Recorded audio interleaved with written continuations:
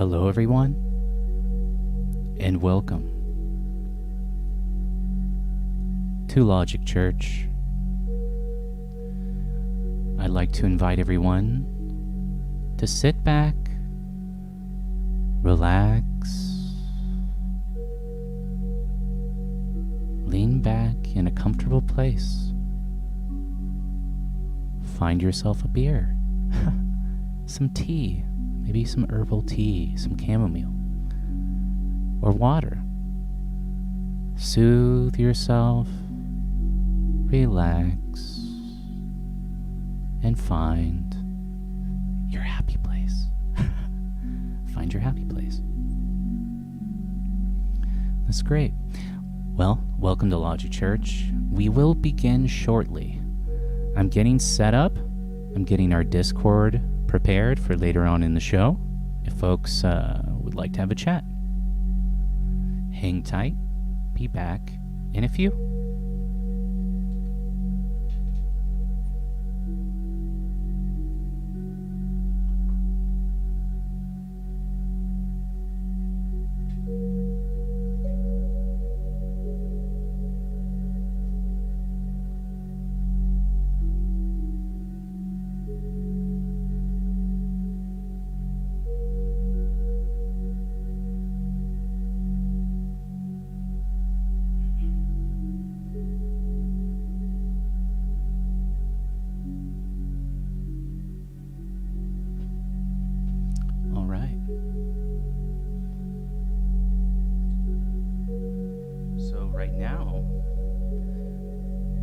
I'm going to be sharing our Discord, as always,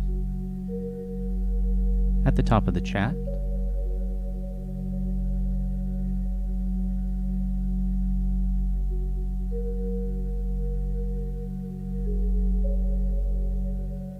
And there it is.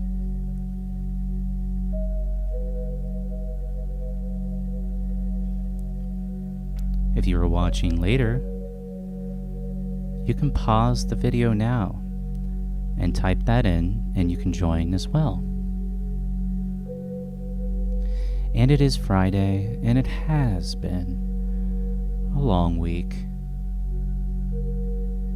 And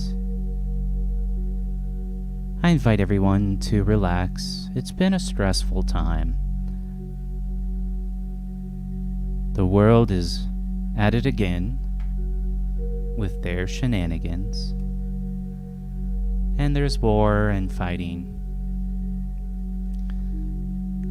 but we're gonna wake up. We're gonna awaken, so it'll be okay. So you notice today I do not have, and let me see how the audio sounds.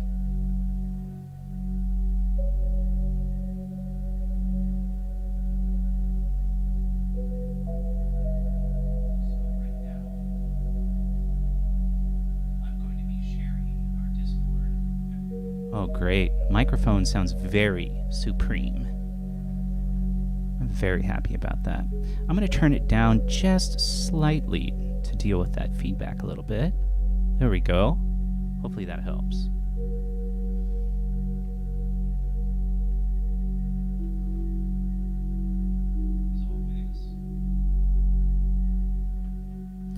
All right, now we're going to share Logic Church with a bunch of folks.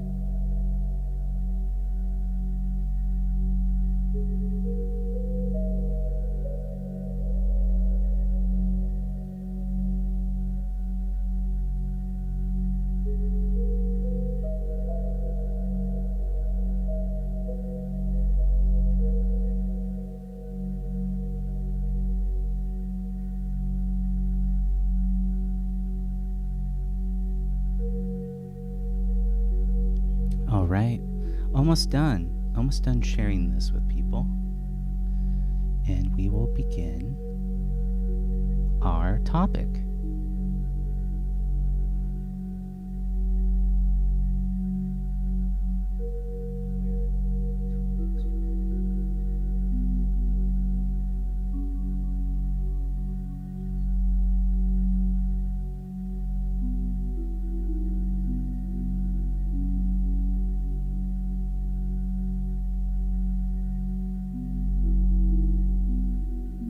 All right, just about settled.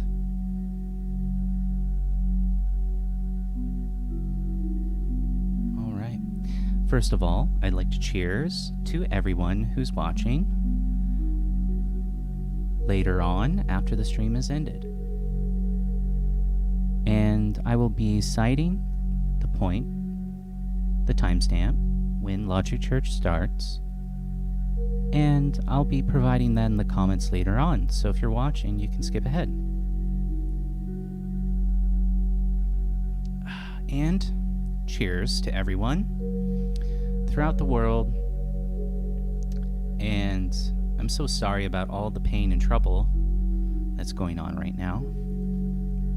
And a cheers to you, and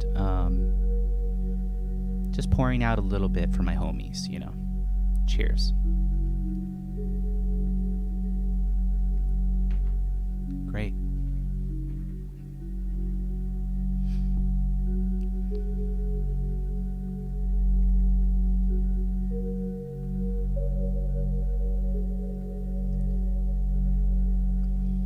So we're all looking for happiness in this life.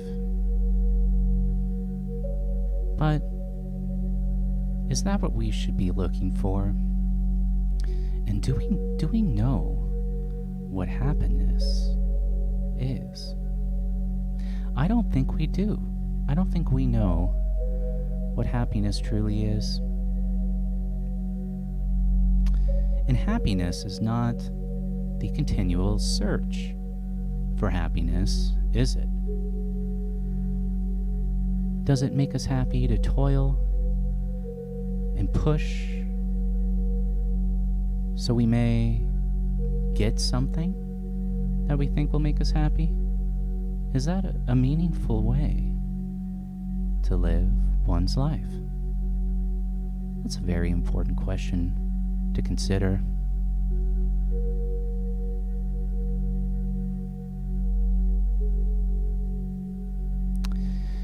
And for example, look at this water. Look at it flow and drift and curl and dive. Does the wave care? The wave does what a wave does. The fish do what a fish does.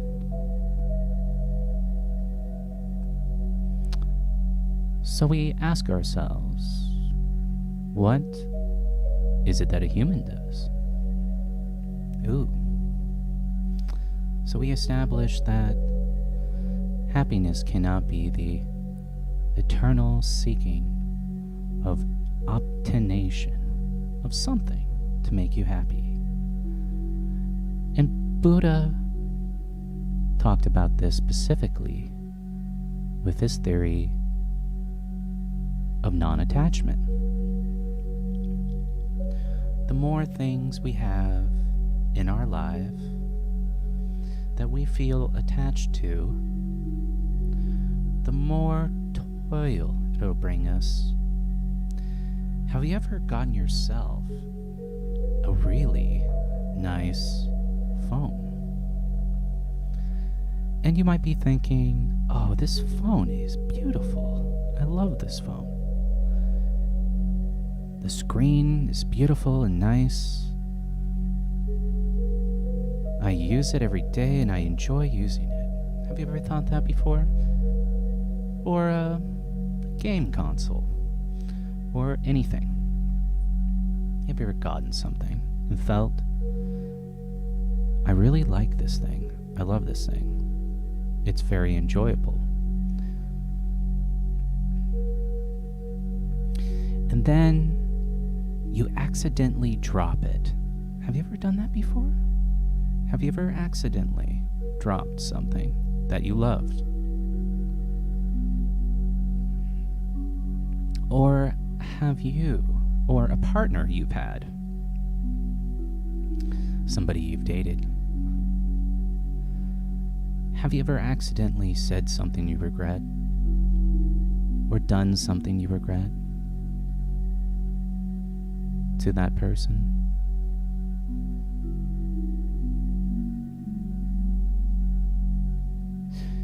Things in life are connected directly to entropy, and everything is moving toward greater levels of disorder in our universe. Is this a discovery of physics?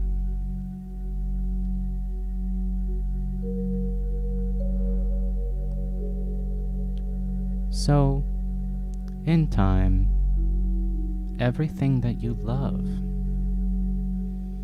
will cease to be.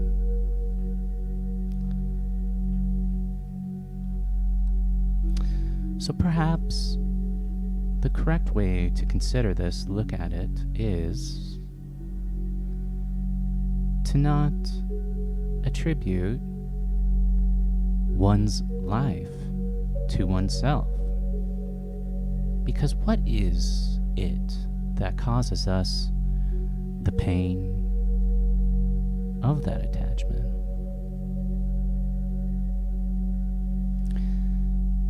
It's actually a very simple answer.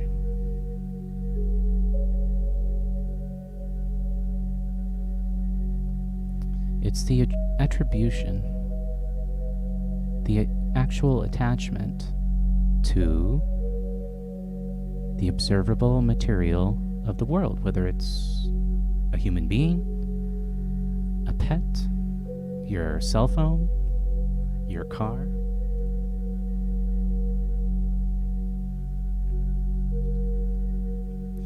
And the ego and the sense of self that allows the attachment to occur.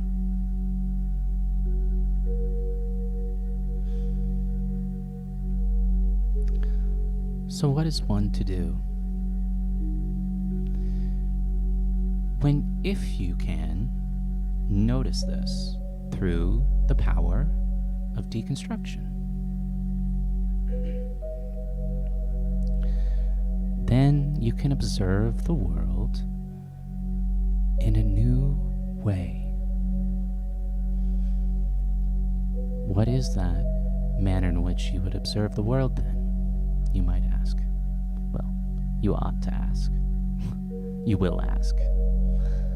Is that one should enjoy just being alive, or people say embracing the moment. There's many metaphors that describe this state of being, this perceptional place that one can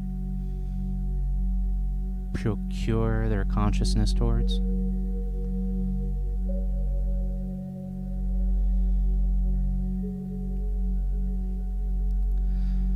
But it means just to be. Not be you, not be me, not be the possessions you have or the things in your life.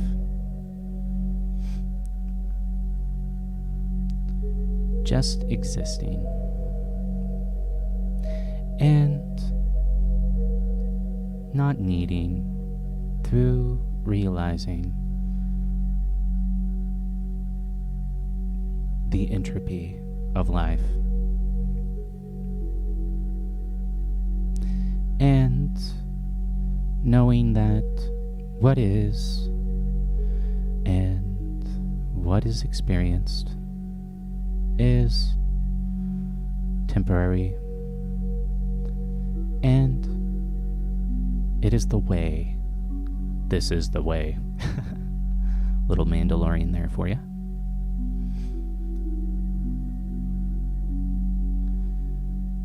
And not thinking about what you have to gain or what you ought to attach to, but enjoying in contentness,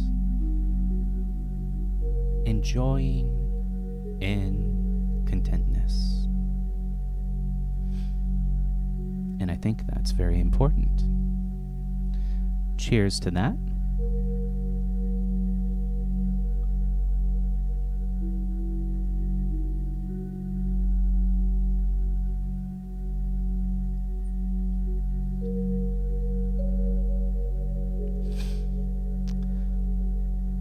So if you are watching the show afterwards, as many do, please share with me in the comments. How was your week? What is one thing that went well this week? And what's one thing that went bad? Or something that distressed you? Consider.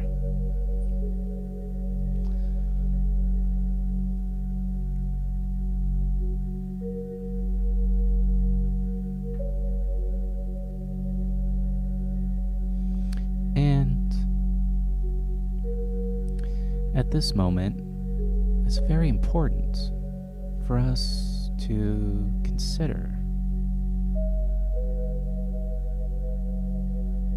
how impossible it is for us to be alive at all. It is truly impossible that we are here. But through the power of life itself, the universe, if you will, or God, or whatever, right? Just semantics. Life comes into being,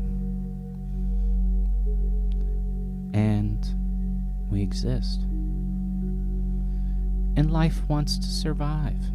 It wants to exist. So it changes, it adapts, and it cooperates with itself.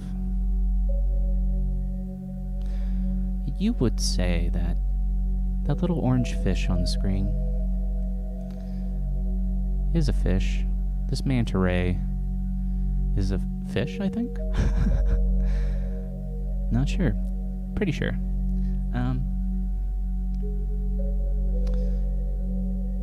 And so distinctly different they are, all of the creatures of the ocean. But that being said, when they cease to be and they transmutate into something else, when what they are becomes no more, do they cease to be? In their form they do, but the energy and the matter becomes something else, as we all do, as everything does. Thank you, Carpo. I hope you enjoy your building. I'm excited to see it come through. Good to see you.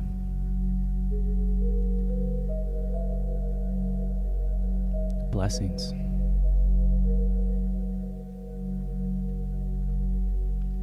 I'll let my brother know as well.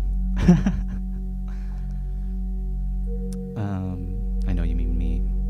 So, as we seek to discover what life is, and we ponder it, we come to an understanding about what things really are, right? And what they are is a constantly transmutating thing. Because what substitutes the material of one fish or one person is not very dissimilar from anything else. And something we do have in common is water is inside us all. And we are mostly water. So is everything else that's alive. That means there's a common ancestor, perhaps, but that we are related.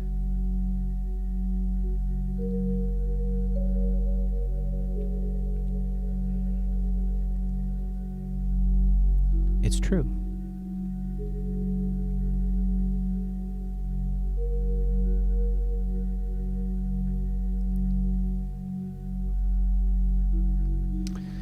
And as we live, we see that the only problems that exist are the ones we create.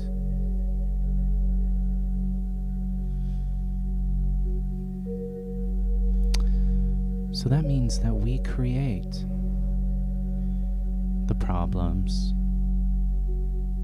for ourselves. And if we understand this, then we can work on that. We can stop making problems, not only for other people, not only for those we love and those in our communities, but also for ourselves in our own minds, the problems we make for ourselves.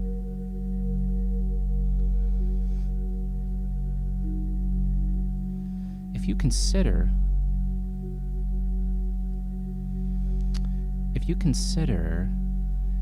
how much pain and suffering you might go through in order to be looked at in a certain way by people, or to get the love of others, or to get that fancy new car, or whatever it might be.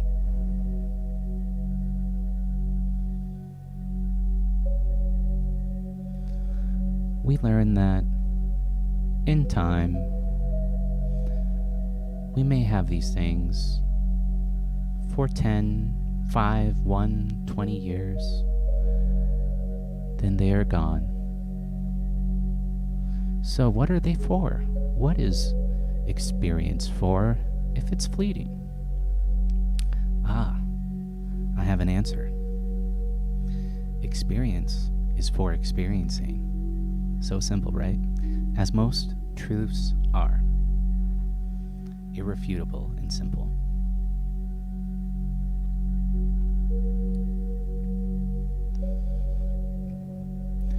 So that means that we are just supposed to enjoy life. That is why we are here, to enjoy life.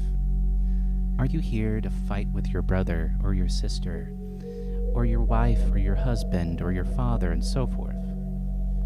No, we are not here to fight. We are meant for each other, as we are the same in substance and in potential.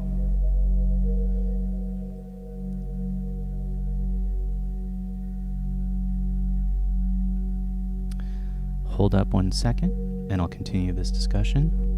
I gotta plug something in here.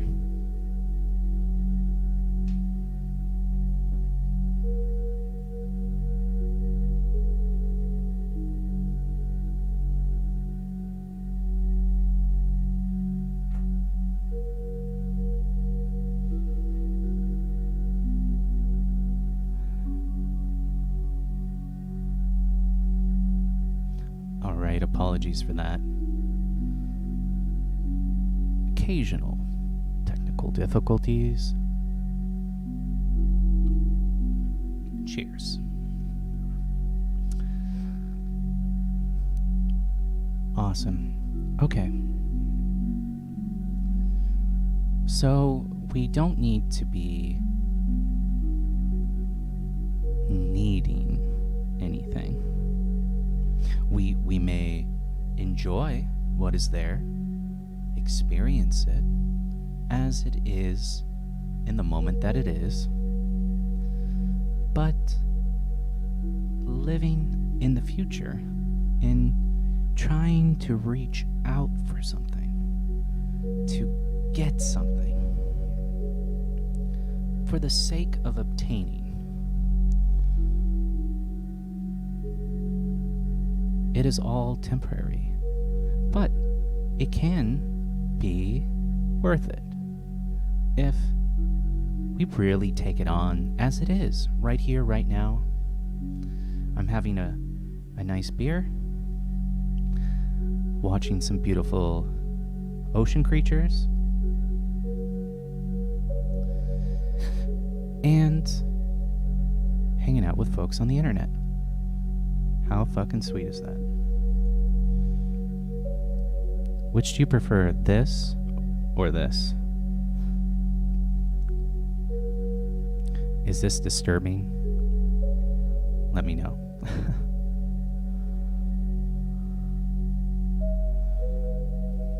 I like them both. Cheers, everybody, and I'll get back to my talking.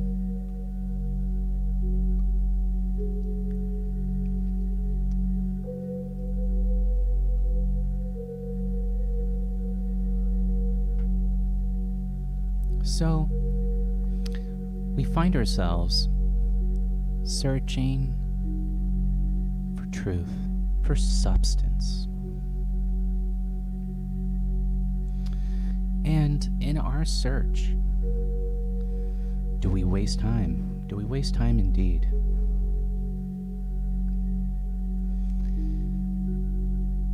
Now, what I mean by a waste is we do many things without enjoying ourselves, enjoying life. Be like water, friends. Indeed, indeed. Well, since we are water, it's not that hard to be water, right? What is it, like 70% or something? It's quite a lot. Yes. Cheers to that. Cheers to my water friends.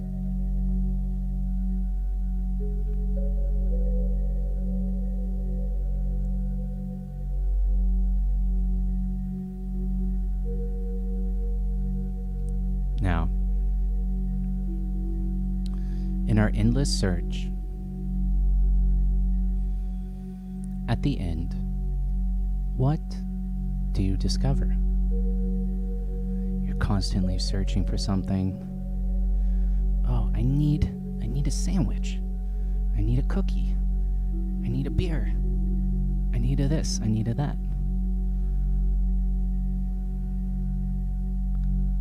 That's right. We are. We discover that what we wanted was always there. What you wanted was life. And you always had it. And enjoyment and contentness can only be discovered there. That's a solid truth.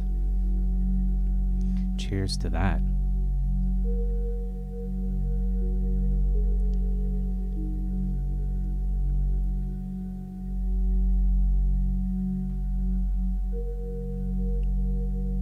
Me and Daniel were supposed to play some Streets of Rage 4 this week, but we both got kind of busy, so we'll have to reschedule.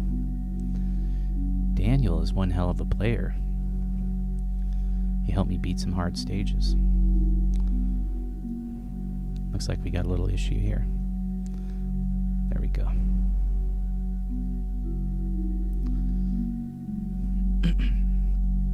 Great. So, why don't I turn this on myself? So what do I do, right? So, big talk for a one-eyed fat man. That might be ableist or disableist or whatever, but that's not what I mean. So one thing I do is, if I don't use something, I give it away, or I sell it on my eBay store. Because I don't need this thing. I don't need to have this, and it complicates my life, right? Can you imagine cleaning a shelf with stuff all over it? How much work is that? Do you need those things? Get rid of them. Get rid of the shelf. I actually saw, this is kind of lame because I'm not a big fan of these type of folks, but I saw a photo of Steve Jobs, and he's sitting in a room, and he has this big lamp. You guys might have seen this photo. And he's sitting there on like a carpet or like a blanket or something. And he's reading a magazine, he's drinking a tea or a coffee, and in the back he's got a record player. This is a very big room, and he's got all these records, and he's listening to them.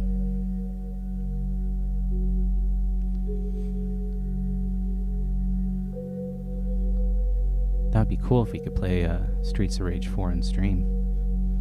I have a Switch Lite, so I don't know how to do that, but maybe we can stream through your computer or something like that. Maybe you can stream it on a YouTube page, and then I can do what I'm doing with my image now, and like streaming your stream of us streaming.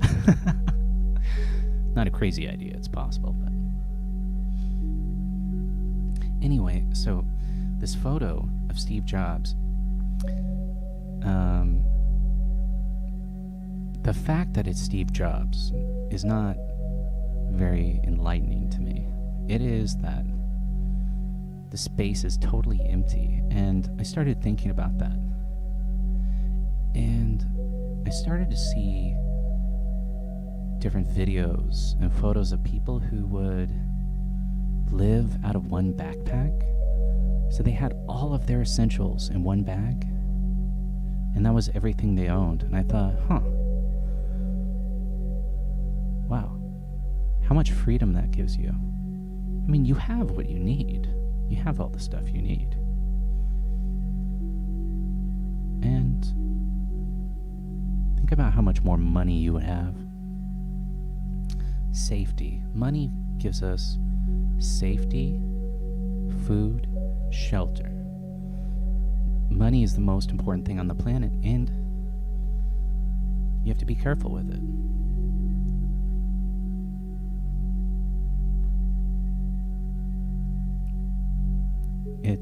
It's a requirement for your well-being. So you can self-actualize, Maslow's hierarchical what have you. Well, to that I cheers. Steve Jobs sitting on a floor in an empty room. I wonder how much taxes he paid.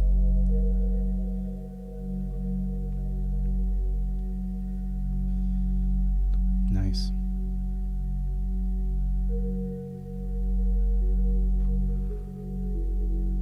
So, I saw this and it inspired me. I guess you could call this minimalism. But what people think minimalism is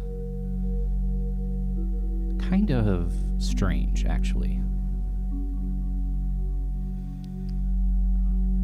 Hello, Grass Officer. Everything sounding good?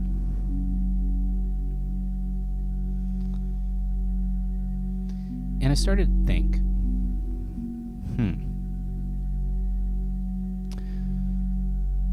perhaps I don't really need all that stuff. And I can clean my room in like 20 minutes. Wow. How long does it take you guys to clean your room? No Jordan Peterson pun intended there. Clean your room, boys. Yeah, my room's a little bit of a mess.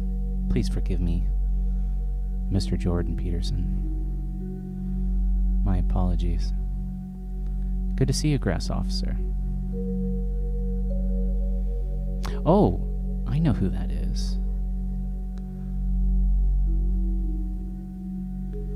Oh, it's been many years, huh? Are you still living... What was that place you were living? I can't remember right now.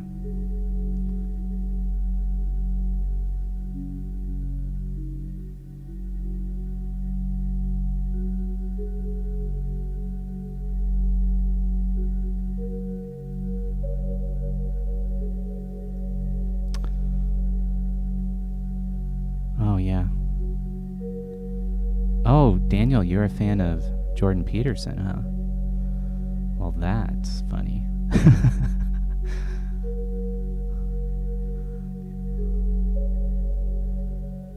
Pull up my socks. Oh, Costa Rica, that's right. That's right. I was living in Hawaii for a while. I got a lot of sun, and I decided, that's enough. That's enough. I had enough.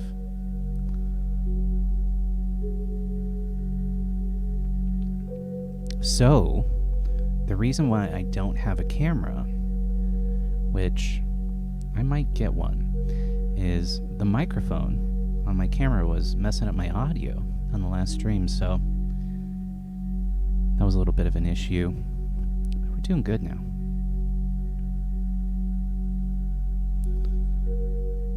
Yeah, what is it that you like about Jordan Peterson? And the reason I ask is I'm pretty impervious to rhetoric, right? And really, rhetoric is pretty much whenever anyone talks about something.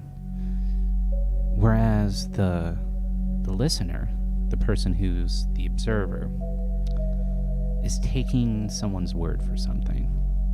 So my purpose in what I'm doing is to really encourage people to think for yourself. Like, does it really make sense? Try to keep the emotions out of it, such thing.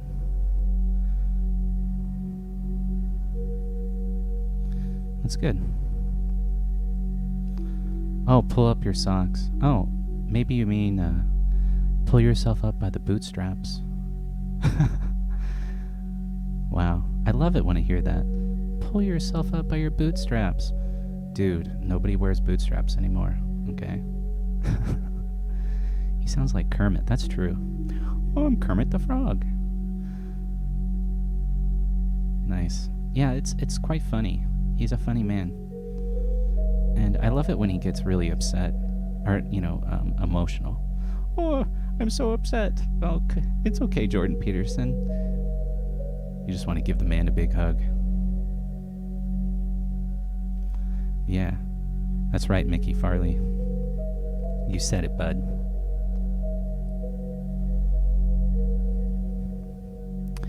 How do you guys like this background? I think we're going places. I think this is pretty sweet. I'm having a good time checking out the fishies. So cheers to all you guys that are here. Grab yourself some water, a tea, whatever you got. Sit down in a nice, relaxing place and enjoy the stream as we continue on, digging into the depths of the deepness in the deep, deep heart of all, and discover our awakening. Whatever that means. That's good. I'm sorry, my bed's not made right now. I forgot to clean it. Guess I better do that.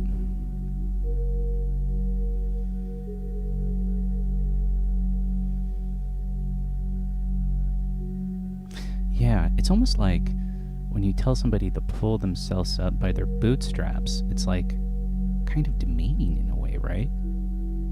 Like, like you got bootstraps and you gotta pull them up. Like, it's very harsh, I guess, but it's like, pull yourself up.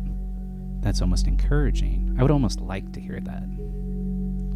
That would almost apply to any situation. because the whole bootstrap thing is highly connected to and correlated with kind of making money, right?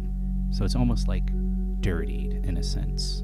Like the meaning is not necessarily what people mean it to be. So, you might be better to say, pull yourself up. That's almost nice. That's a nice thing to say, actually.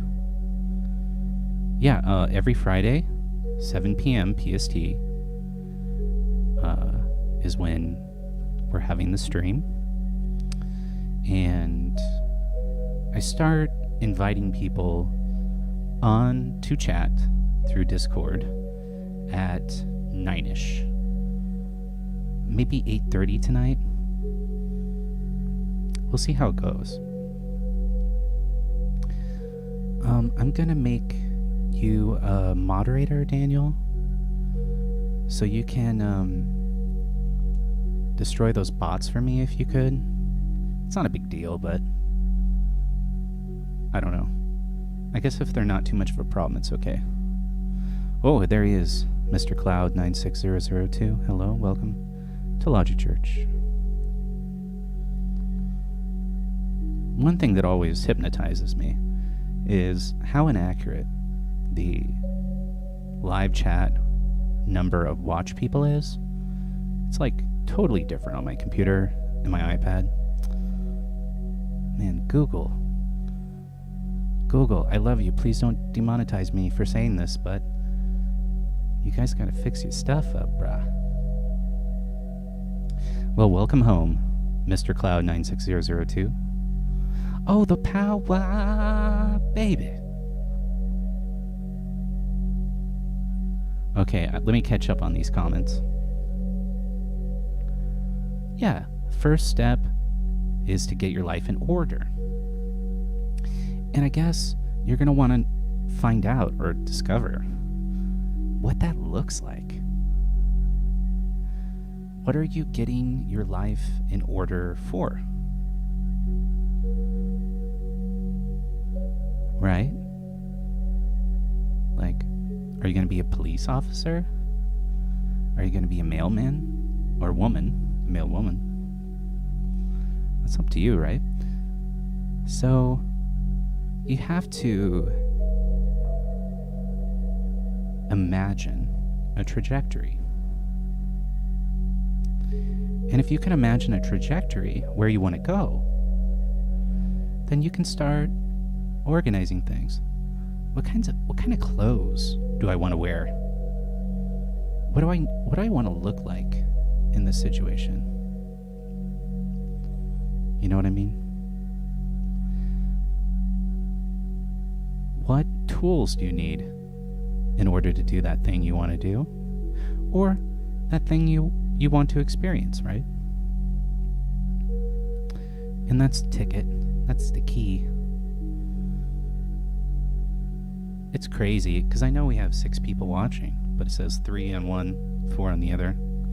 Crazy. Oh, you can destroy them with the power of your mind.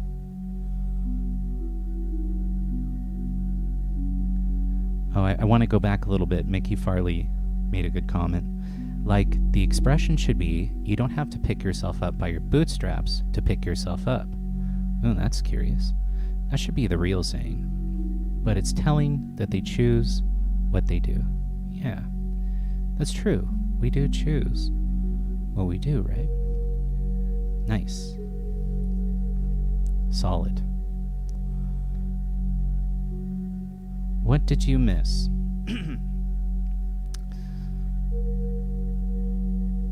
What did you miss? Yeah, I had a discussion about some stuff. That's usually what I do. Yeah, Mickey Farley's more famous than he knows.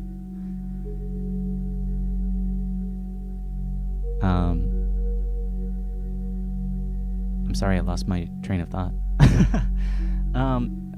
Yeah, Mickey Farley's a legend. But yeah, what did you miss? Yeah, so I did my... this is how I do my stream. So for the first 45 minutes or so, I have a little philosophy lecture that I do. And it's just an improv, just sharing my thoughts and ideas, letting them come out, because it's better not to just keep my philosophy purely within my imagination, but to put it forth. And that allows me to grow by folks giving me feedback. And this is the comment portion of Logic Church, so responding to comments, and then I'm going to open up the Discord, and anybody who would like to come in and have a chat is welcome to do so.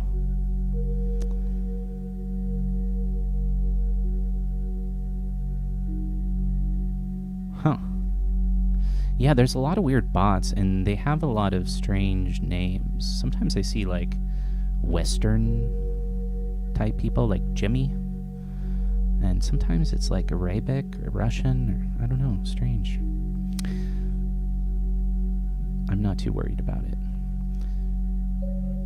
Yeah, they didn't put a lot of work into that name, did they? Farsi? I don't know, that's kind of a cute name. Farsi. I don't know. Whatever. 4. That's good. I don't know, but you know what? I don't know what this is, but they'll come in and they'll post a few letters with a period and then another word, and then they just disappear. Guys, I swear to all that is good and logical that I am not paying for a service for bots to come in here to pump up the stream. I swear to you. I don't know what good it would do either, so... Anyway, to all the bots in the world, may you bots be merry, and I cheers to you. And dissociated from the bots, my friends in the chat, cheers to you guys as well.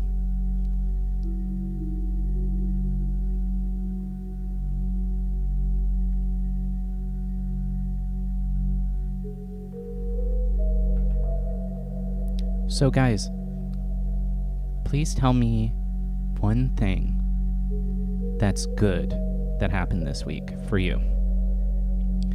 And then one frustrating thing that happened. You know, people do these streams, and they don't really take the time to engage with the folks that are watching.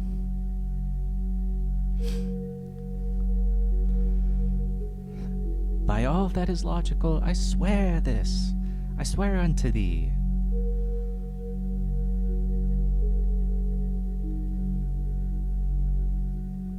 I don't know if the bot's still here. I've decided my next profession is going to be a professional bot hunter.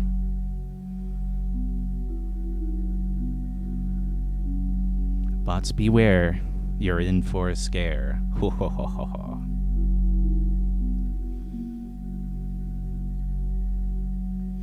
Oh no, I'm so sorry. Don't dox us though. Oh no, well that's good. They got a private lesson. I do martial arts with Cloud96002. He kicks my butt every time.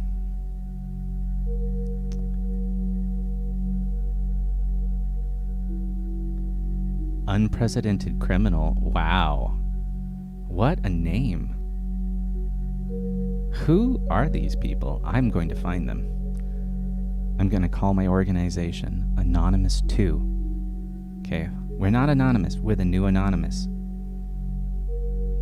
Maybe we'll call ourselves the... I don't know. I gotta come up with something cool. Hey, Lucky Frank, welcome. Welcome, brother. Grab yourself a nice beverage, some tea, some water, something to cool you off or warm you up. Sit back and enjoy. Hey, you guys were supposed to tell me something good that happened this week. Where's the good stuff? There's got to be something good.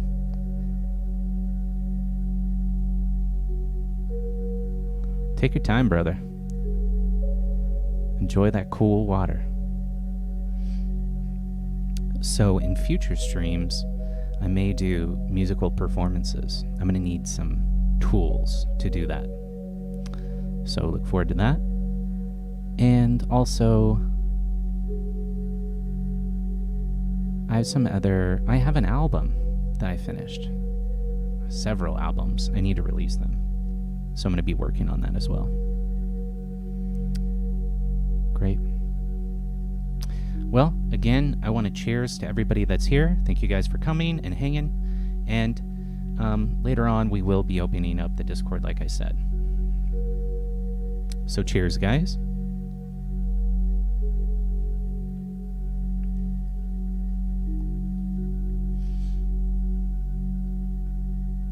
That's odd. Interesting.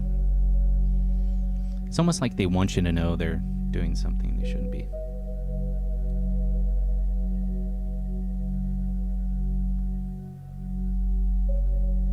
All right. So I'm going to get into another topic.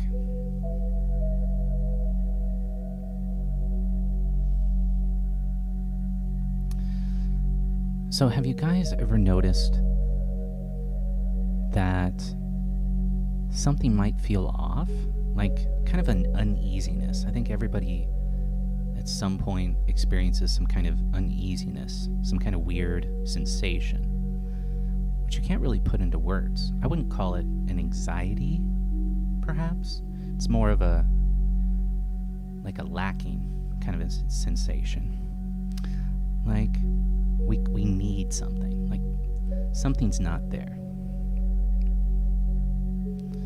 Like maybe, I think you might feel this when maybe your partner goes to work or something. And they're going to be back in like 10 minutes and you're waiting on them and it's exciting.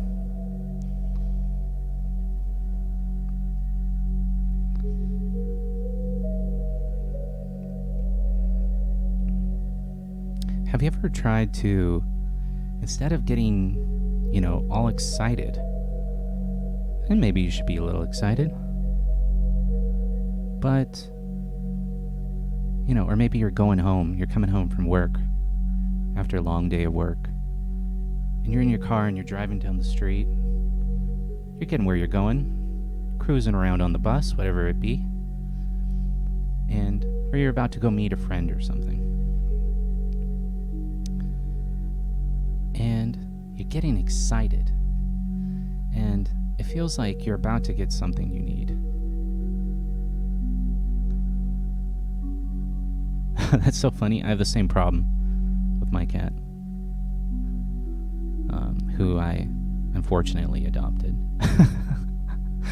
because he's quite a bit of trouble. Anyway, to the point. So you're getting all excited for something that you don't have right now. And then once you get it, it's like everything stabilizes. And I think we confuse that stabilization with contentment, in a sense. Like, once we have the thing, then we're content. But it's a cycle. It repeats. So you'll be going on, and then tomorrow you're on your way back from work, and the next day, and the next day. So it's kind of a cyclical experience of not having, and having, not having, and having. And I think if we can recognize that experience that we're having in the fashion in which it is cyclical, then we can kind of alleviate the pressure. So that means that we can just be and enjoy. Because I think there is a pleasure, if you will, and a peace of mind in just embracing the moment one of my favorite things is to ride the bus. I could drive, I could walk, and walking's good too. But just sitting there and being and looking out the window, the trees, the buildings, the things that are there, and watching them go by. And not thinking about the future or what I might obtain or what might come toward me or myself toward. But embracing, experiencing, and experiencing that peace and calmness. Because in our pursuit or anxiety that we have toward that obtention of something is a loss of enjoying the peace of the moment. Sounds cheesy. Sounds overrated? No, it really isn't. It's quite fantastic if you can engage with life like that. Because the moment will be there and it will pass and be gone, and you'll have missed out on that peace of mind, calmness, and contentness that can be found in that moment. So don't get lost in the cyclical experience of anxiety toward what's next, or what next will you have, what next will you obtain, because what you have right now is good too. And we're surrounded by beautiful things that we can enjoy as well, and beautiful thoughts in our own minds. And we don't want to miss out on that. Okay, let me check out the comments here. Spider-Man drawing. Nice.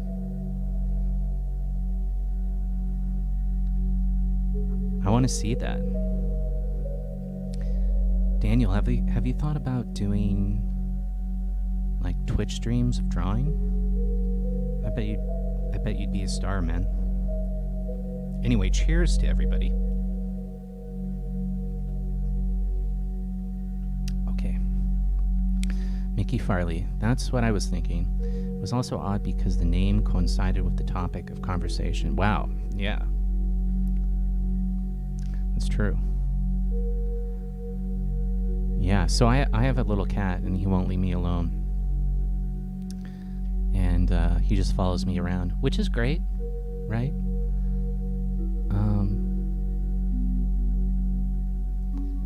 And it's interesting how I feel about this cat. Wow. A live stream where somebody's talking about their experience with their cat. How interesting, right? I'll have to show you guys a photo sometime. He's a pretty cute little guy. Point being that sometimes I get kind of annoyed with the cat. He's jumping on my table, he's typing on my keyboard, you know, making a real nuisance of himself, right? And I mean, we have people in our lives too that really make a nuisance of themselves and make life more complicated and difficult for us, right? But, you know, it's a cat, it's a person, it's another human being. And so it's important for us to know that things around us might annoy us. We might find people or things annoying, and of course, or something, because it might perturb our attention, or it might perturb our peace of mind or something like that. But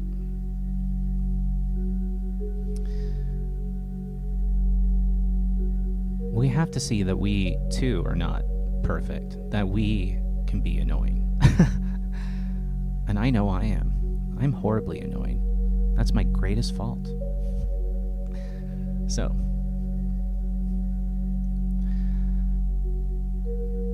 when we have experiences and we develop a perspective of something outside of ourselves, always very healthy to turn that back inward so that we ourselves can improve ourselves.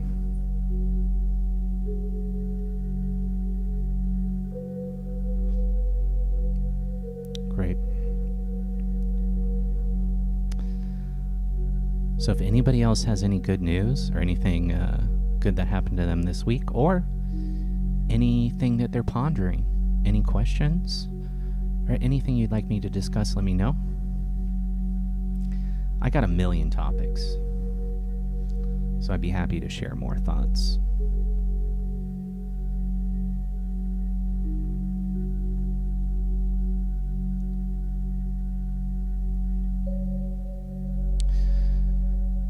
So I was walking down the street last night,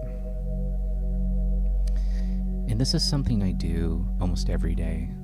I go for a long walk, about 45 minutes or so, get a little exercise, enjoy the cool air, and I stepped in a puddle, and it wasn't raining, and there shouldn't have been a puddle, but I was just looking up at the trees, and I was listening to some music and just jazzing out.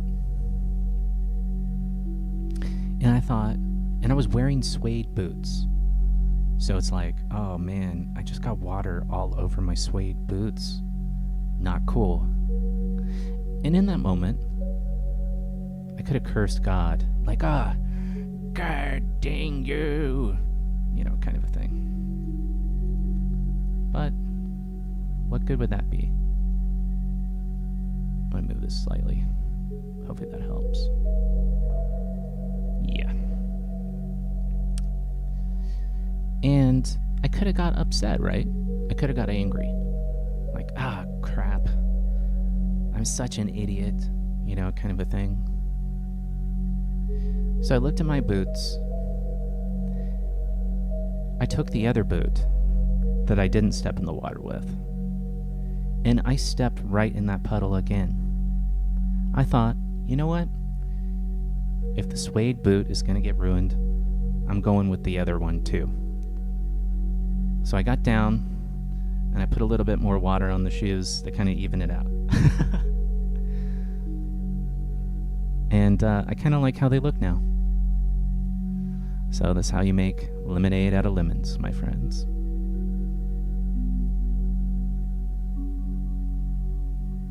Well, that's one beer down, guys. Cheers to all of you. I'm going to get number 2, and we'll continue on in just a moment.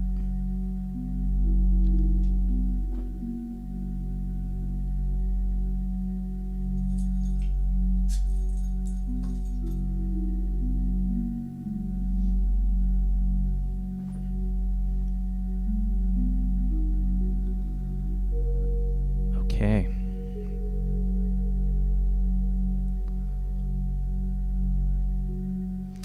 Yeah.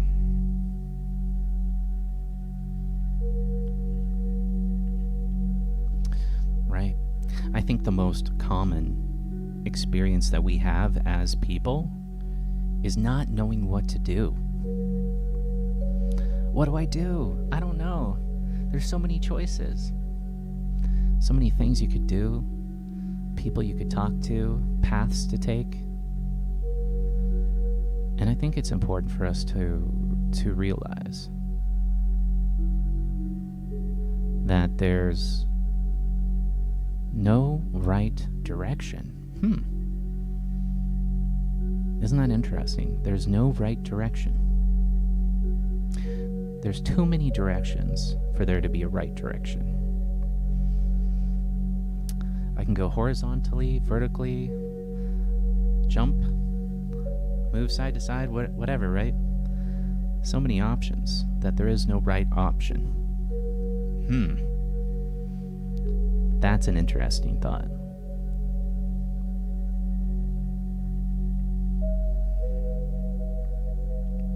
So we don't know what to do. What do we do, right? Because I have no way of knowing that if I go this direction, It'll be okay.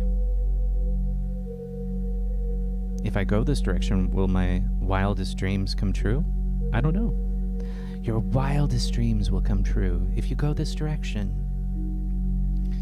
And to some degree, society and marketing really plays upon that. If you buy this new perfume, if you eat this food, then you'll be on your way. Come this direction. So we have to think about it, right? You don't want to just Leroy Jenkins your way through life. Leroy Jenkins. I'm going to go this way.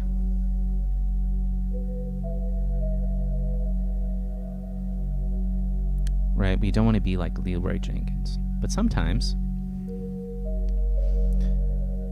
it's fun to be Leroy Jenkins, right? Just dive in. You know what I mean? Head first. But it can be dangerous, like Leroy Jenkins and his team ran into that battle in World of Warcraft, and they all died. A sad moment indeed in video game history. And also hilarious. Cheers to you, Leroy Jenkins.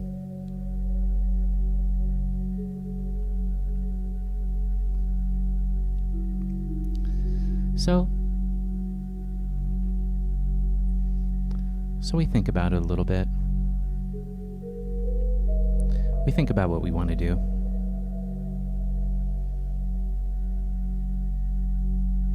Yeah, I think it was a good choice.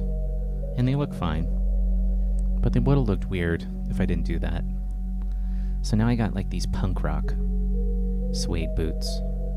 Got my punk rock suede boots. So anyway, so we're trying not to Leroy Jenkins this. So we think about what we want to do. You know?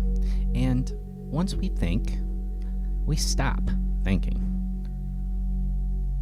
until another direction appears. Until a split in the road appears. Then we must think again. So think of it like you're playing a video game or something. And you're choosing your class. Okay, I'm gonna be a warrior. I'm gonna be a white mage.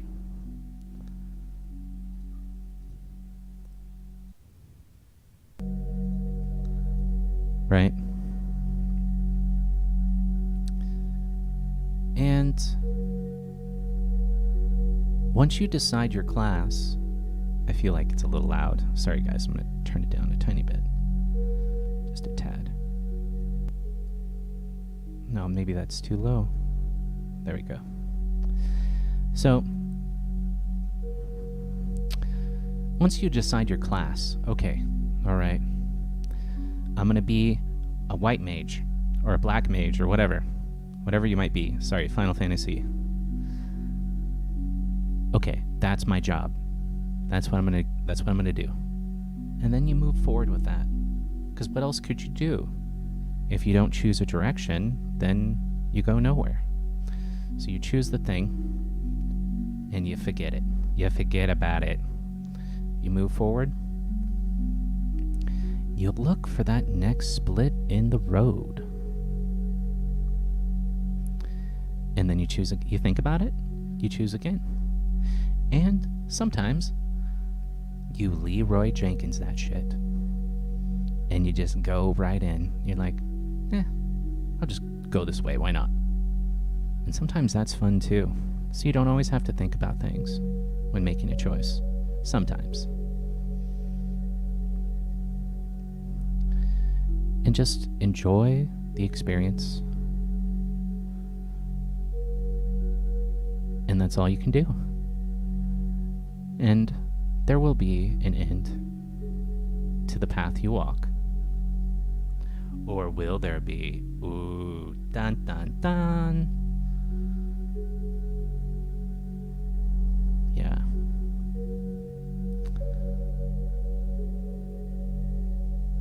Yeah, well, I wouldn't say I'm a perfectionist. but I'm orderly for sure. I find that order brings me peace of mind, and it makes my life more enjoyable. That's right. And then you have to kind of say goodbye to the thoughts that you had as you move on to the path and forget about concerns and anxieties and kind of just let things pan out. You don't know what's going to happen. Nobody can predict the future. Nobody can predict the behavior of other people. Nobody can predict what will happen at all. So you just choose. And you dive right in. Almost like a combo. It's like thinking plus Leroy Jenkins style. So it's like a dual class kind of a thing. If you ever play any MMORPGs, dual class. I have 2 classes kind of thing. Anyway, that being said, cheers to everybody in the chat. And if you guys have any questions or things that you would like to ask, I'd be happy to talk about those. Cool. Cheers, guys.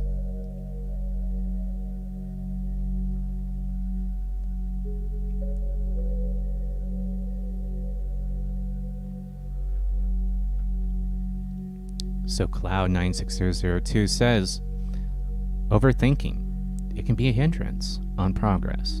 That's true. And Daniel says, I'm less of a perfectionist than I used to be. Yeah, very orderly as well. That's true. I've always been impressed by your orderliness, Daniel, actually.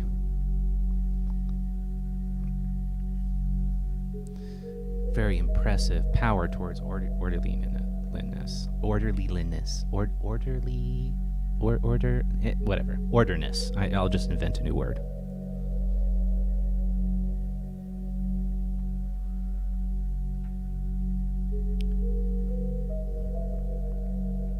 So it's important to know that, especially people that have power or who are leaders, they're also a part of this process that I just discussed. So they don't know either. They don't know what's going to happen.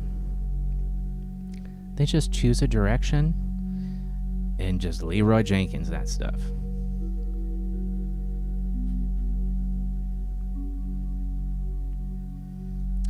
It's quite hard to get it. An aligned image. There we go. Hopefully that's better. So yeah, they don't know what's going to happen. So they'll put in a few policies. Hopefully this will help. But they don't know. They don't know what's going to happen. They just try stuff that maybe worked before, or if things are going bad, try something a little radical. But they don't know. They don't know what's going to happen, completely. They can't predict it. It's unpredictable. And that's important to understand, that that's why you need to be at peace and content in just your very experience itself, because tomorrow's not promised. And since you don't know what's going to happen, anything can. Oh, kind of scary, right? Don't be scared, though. It's part of the fun. It's part of the life game.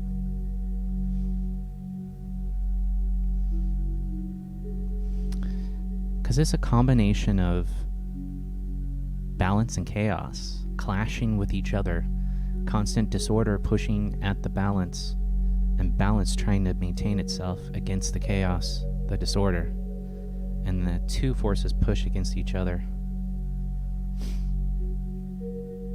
Which will win? I don't know. We'll find out. We never know. Okay, I will use your name, Cloud. I don't need to read the numbers. You're right. What was I thinking? I must not have been thinking at all. Huh. Probably Leroy Jenkins. I'm just Leroy Jenkins Leroy Jenkins in this, guys. All right. Leroy Jenkins. All right, guys. Cheers again to everybody in the chat for chilling and hanging out and having a good time.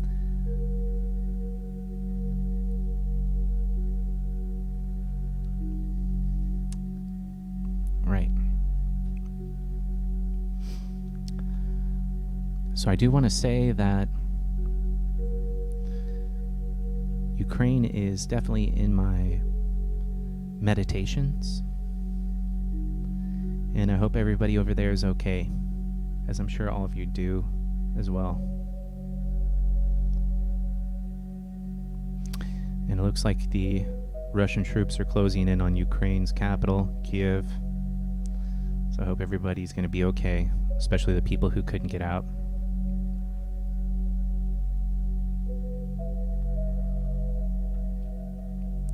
Yes, I know who you are. I'm just making fun of you. That's my job. What animal? My spirit animal is a koala wolf. Part koala, part wolf. The ultimate apex predator. You can't beat it. You ever tried to fight a koala wolf? You don't want to, trust me.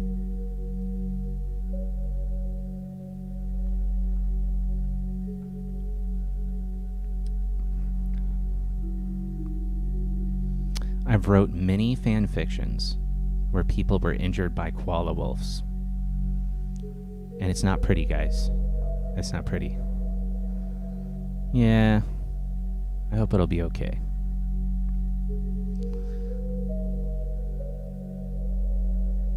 Yeah, we gotta come together as a world community. Stop fighting over a speck of land on a pale blue dot, as Carl Sagan once said.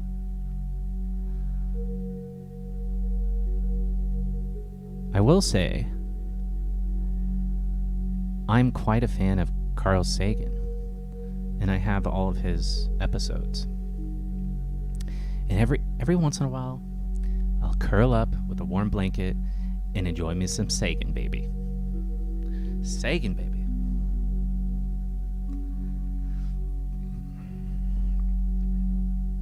The docileness of a koala and the ferocity of a wolf, the ultimate combo. Does it eat leaves? Does it eat meat?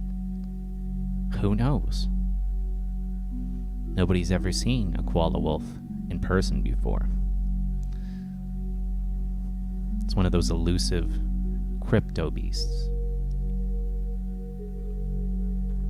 But I did go toe-to-toe with Bigfoot once. He didn't get very far. I used my martial arts I learned from Mr. Cloud. He didn't stand much of a chance.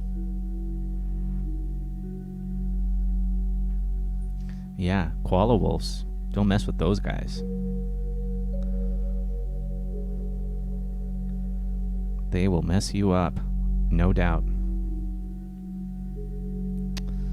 You know, I have a theory about all this, and I think Putin is ill. I think he's sick, and maybe he's about to die, actually.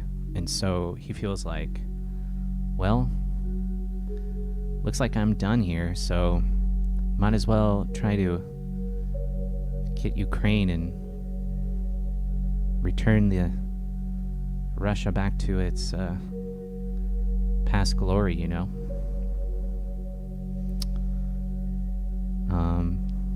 I'm only guessing. You're right. I should share it. I should share my koala wolf fanfiction. How dare I not share the glory of the koala wolf with the whole world? What a shame. What a shame would it be for the people of the world to miss out on the koala wolf.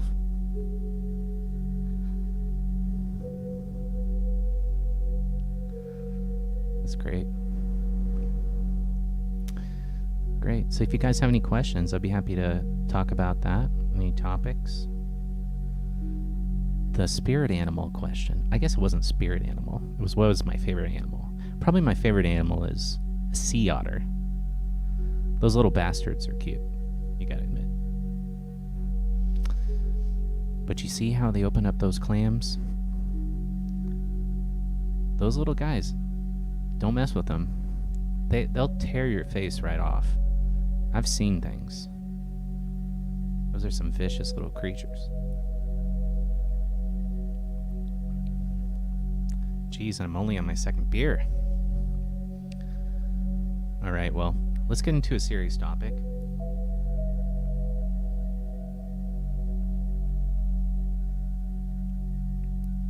By the way, guys, I do have the Discord up. So if you guys want to talk, you're welcome to join the Logic Church Discord, and we can chat a bit. So it's about getting to that time right now.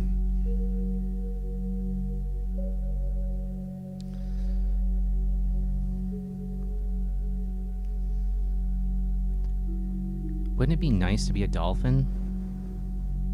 I guess it wouldn't be nice if you got eaten by a great white shark. That's probably not a party, right?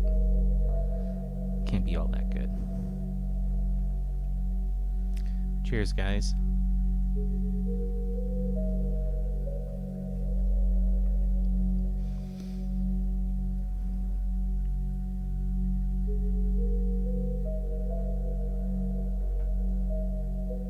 Oh, another bot. Send them to the bot gulag. If you're comfortable being live, you're welcome to. What do you want to talk about? Are you willing to express yourself openly on stream? I need a bot gulag. I can just send them all there. Ruben Lawson. I've seen you before, Ruben. I'm gonna figure out where you're coming from, Ruben.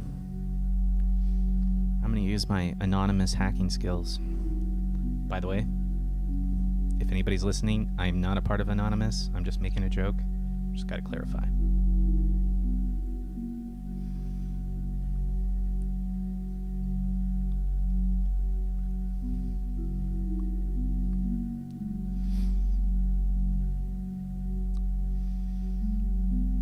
Okay.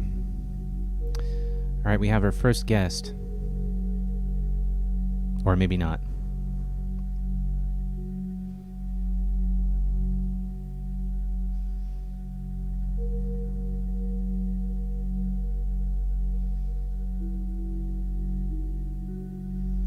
Okay, please annoy away. Yes, sustenance. That's what we need. We need sustenance. Sustenance in terms of food, drink, and philosophy. We need philosophy. Philosophy is like water and food. It's food and water for the mind.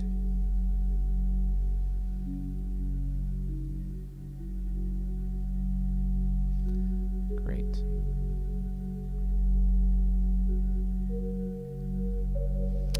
Okay, guys, cheers again. I gotta get through this beer.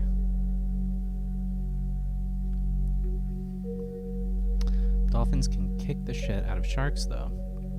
Just like koala wolves can pulverize an owlbear. An owlbear. That's funny you say that, because in Monster Hunter, there is an owlbear kind of a looking creature. So, at least in a video game, that's a real thing.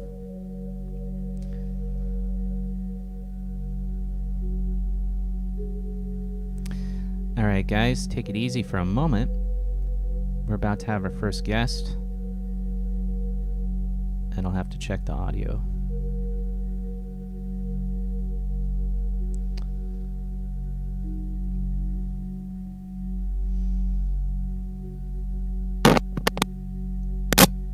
Oh, some microphone issue.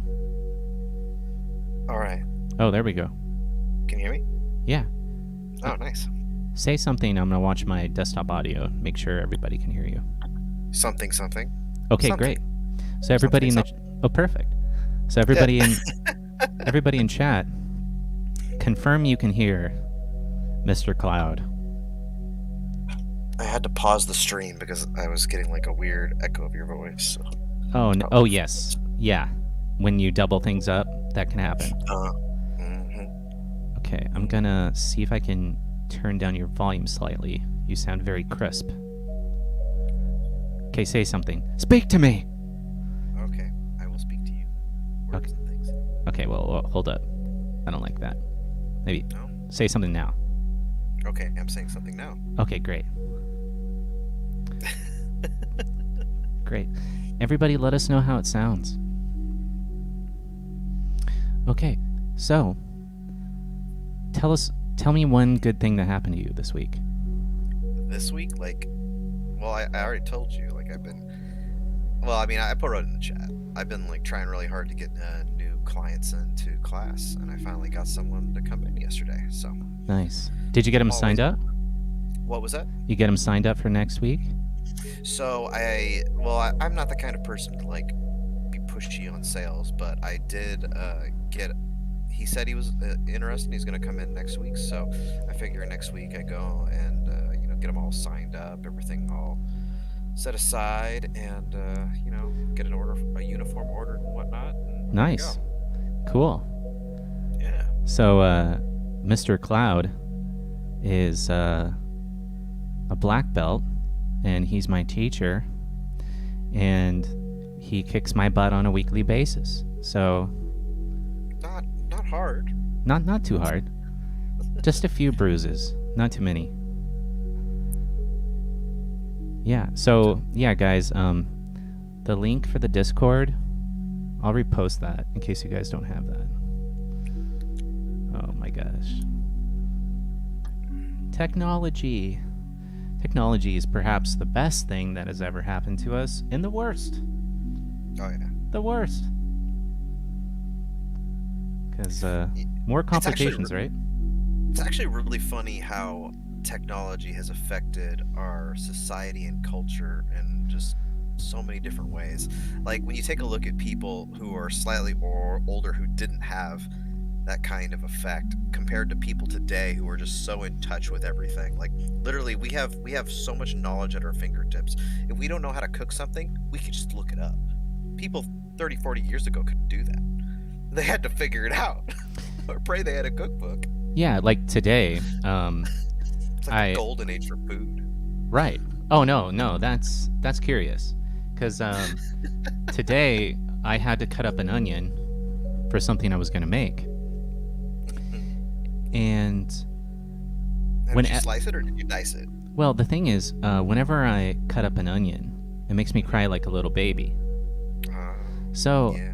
there's actually a bulb in the very center of an onion. And you can cut a circle around one side and just pop that right out. How does that help? Yeah, no icing at all. No crying, no anything. Yeah, and then you just cut it up. Because it's the gas that's in the bulb. Sometimes I like to cry, though. Is that okay, too? Yeah. Do you need to cry right now? No, I'm good. Okay, I'm good right now. Okay, that's good. Right on. So, what do you think about AI? Which part of it? In general, what are your thoughts about artificial intelligence? Okay, so here's the thing. And this is my biggest concern about AI getting more powerful and more intelligent, is the fact that when humans are paving a road, we aren't concerned about ants. You know what I mean?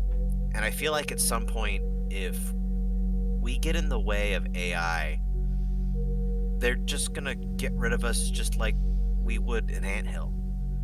You know what I mean? Like, we're just in the way. We're a problem now. You know what I mean? Yeah, yeah, and That's like the big concern in my head. well, and the thing is, of course, AI is going to get to the point where it replaces humans completely. You know what I mean? Completely. I don't know if it could. Maybe. I mean, obviously, I don't have a vision of the future, so I can't possibly tell exactly what's going to be going on. Well, that's But- one of the things we discussed tonight. Yeah. I missed that part, huh? Oh, yeah. You missed that. Oh, man, I missed the good part. Shit. I know. Everybody's got to be here early. Start 7 sharp. Well, Actually, I tend to know start a little usually work earlier, Fridays. This is like luck of the draw that I was able to get in here and I know, hang man. out. I know. Well, welcome. Our channel's blacklisted, I'm sure. So it's just friends. Blacklisted? Who are you blackballed by? No, it's just because the philosophy. They're like, oh, this is a philosophy guy. This oh, guy's not and- trying to sell any products or anything. Just a Get rid fair of this warning. guy. In about 3 minutes and 30 seconds, I gotta go pull my dinner out of the oven. So just heads up. That's okay. I can carry on. Carry cool. on my wayward son. Oh man, today I was singing. Oh gosh, what song was it? There's some song on the radio. I was jamming out to it. I forgot what it was now. And that's very always- important to jam out to songs in your car at top volume. Oh no, I was doing it at work where everyone could hear me. I didn't even care. Oh, great. Great. You could be making money on YouTube recording your dance moves while you're working. No, I couldn't. No, I couldn't. No. Are you sure about that? Well, I mean, I don't have the attention span to be TikToking while I'm also running tests on asphalt, so it's not really a thing. But I can sing while I'm hanging out and doing my thing. So it's like, Oh, maybe I we can do a that to kinda, duet. Like, You're like, nah. no. I have shower singing voice. I don't have like a stage singing voice. Oh my gosh. I'm gonna read some of these comments really quick. So Mickey Farley, I think it's funny how the younger cohorts talk about boomers not knowing how to use technology when they barely can figure out how to download a program. Well, yeah. I So, mean, because it's all it's- apps, right? It's all That's apps. actually Nobody really uses interesting. computers anymore. I Right. talked to someone a while ago, Andrew. I talked to him and I said, oh man, my brain just totally farted. They were talking to me about how like older people were like, oh yeah, I'm old, so I can't use technology, right? But Yeah. the reality is that intelligence is being able to adapt, in my opinion. Yeah, that's And- deep. And I think that these people who are old, it's not that they can't do it, it's that they refuse to adapt. Yeah, that's true. And so it's one of those things that Or they don't made even the human know. race so They don't powerful. even know that they can adapt or should.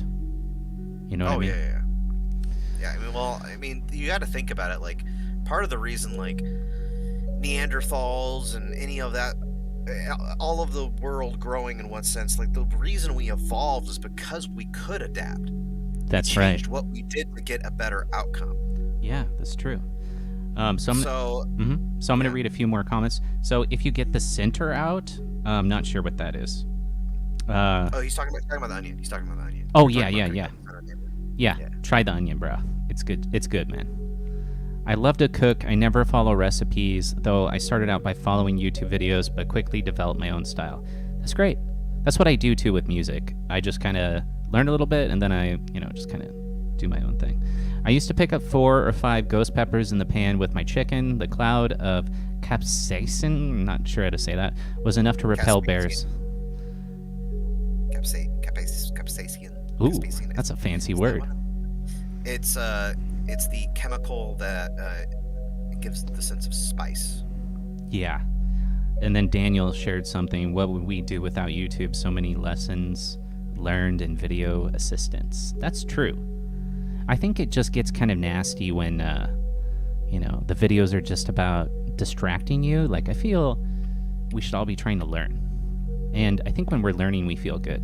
What do you think about learning, Tony?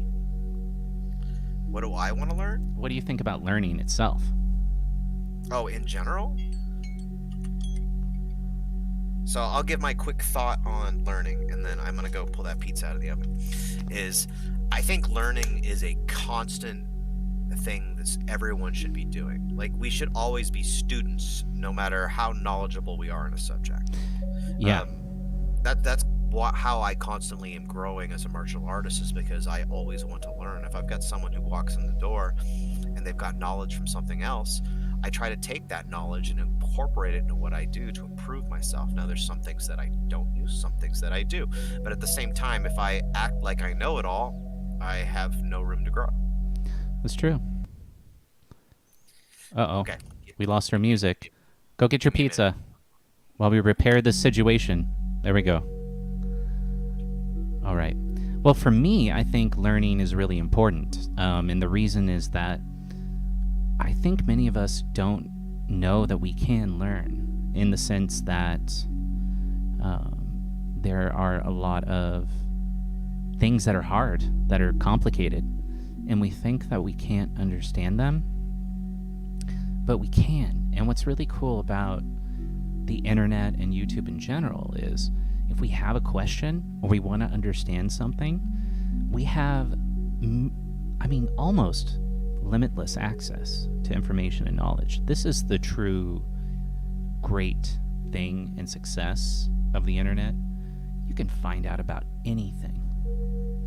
So I encourage people not to merely use the internet to entertain themselves, which is probably what the people who run these big sites want you to do, is just be entertained. Are you not entertained? But using your access to these tools, and like they are tools to discover, to learn, and to grow. And I think as long as we're always doing that, no matter what, that's another aspect, I think, of peace of mind, is as long as we're doing those things, then we'll be good.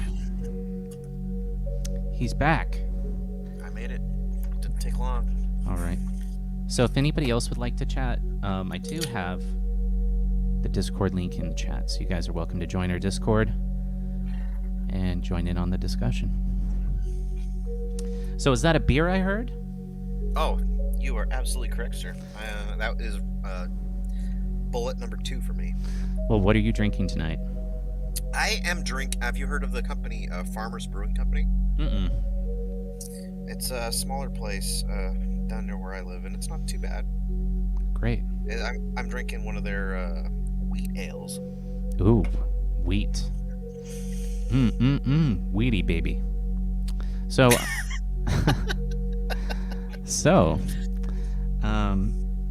let us know. Will you give us your review? Have a couple of sips. Tell us how it is. Give us the 401 or whatever people say. You know, honestly, like I've had a couple of their beers. I wouldn't say it is the best beer I've had in my life, but for something that rides the line between microbrew and like cheap Coors Light stuff, like it's like a step up from Coors Light, but it's like a step down from most microbrews. Does that make sense? Am I making any sense? Not at all. But not at all. Okay. But I appreciate you giving it a good go ahead. Great Lakes Dank Demon. Mickey Farley says he's drinking Great Lakes Dank Demon. That sounds amazing. I'm gonna bet money. I'm gonna throw this out there. I think this is that sounds like an IPA or like something that was really heavy. Wow, Jesus. Jesus is my Lord and Savior. That's what I meant to say, right? So, something like that. No, I'm more of a Buddha guy, but JC's cool.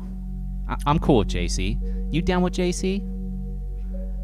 Are you down with the JC? Down with the Buddha? Down with the JC? Oh yeah. I'm not opposed to religion in any way, shape, or form. That's cool. Right on, bruh. I feel like there's a lot of people that need that. For me personally, I mean, obviously, we were raised Catholic, right? Yeah. Oh, Daniel says, you know what? F learning. Yeah, I can respect that. Yeah, I respect you. I respect you. I disagree, but still. Yeah. So Imperial. so me and Mr. Cloud have known each other for a long time, and we're gonna be very careful not to dox each other. Yeah, I've actually known you since your birth, so. Oh, yeah, that's kind of creepy, right? Anyway, so I'm going to read some comments here. So there's still a lot of work that needs to be done. This is by Mickey Farley. There's a lot of work that needs to be done, a lot of content that is yet to be produced. Hopefully there are people out there who will fill that void. Hell yeah, bruh. Hell yeah. I hope so as well. One example that is kinematic experiments that are done in high school. There are some videos out there, but most are poorly done.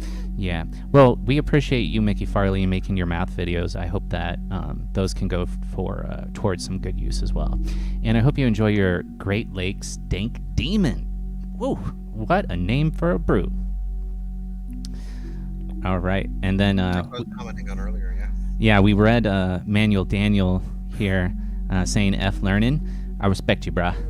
I normally like German or Belgian Pilsners or Russian Imperial Stouts. Ooh, Russian Imperial Stouts. That's like a really hardcore drink, man. So, I mean, I can definitely vibe with that. I really like that. I like strong beers. I'm honestly like, I feel like alcohol, it's like my children. I don't want to pick favorites. Oh, But wow, tonight that's so kind of you. Right? So But tonight compassionate. I was feeling like something a little bit more lighthearted, where I wasn't gonna get sloppy because I got like potential date tomorrow, so I didn't want to wake up feeling bad. So I figured I'd just go a little light tonight. Well, I hope you got one of those circular, square-looking doohickeys in your wallet, just in case. Just in case. So I'm gonna check out. Are Uh-huh. you calling me a horse, sir? No, I am not. I'm gonna read a few more comments. Okay. So I normally like German or Belgian. Oh, I read that one, I believe. I normally don't go for super hoppy beers, but I like this. I will agree that I'm not a big fan of super hoppy beers either. Just kind of too much. It's kind of too much. It's too much, baby. The hops are for making the beer, not for tasting the beer. Does that make any sense? No? Don't worry about it. I don't like macro brews, or I thought they were micro brews, but imported German Pilsners and Belgian ales are good. I always kind of steer clear of the imported beer because I find that in the shipment, it kind of loses some of its taste and quality. I don't know if that's true. What do you think, Mr. Cloud? I'm sorry, come again for Big Fudge. Yeah, so, like, for example, what's a popular imported beer? There's quite a few of them, but I always worry when I buy like an imported beer that's not like, when they ship it overseas, it's in a crate for a long time, so it's not very fresh. I feel I get concerned about it. I mean, just economically in general, I like to support local companies, which is why I bought this beer, because it is a local company. So I mean, That's good. there's that. Well, that's very Plus, it's kind a of you. decent beer. Yeah, I try. Yeah, that's all we can do. That's all we can do is try. I mean, I talk about the golden age of food. I mean, like, this is also the golden age of beer. At one point, people weren't allowed to brew outside of some of these companies. I mean, we even had oh my god, I'm just tired right now. What is the So what was it called? What's it called when they outlawed beer?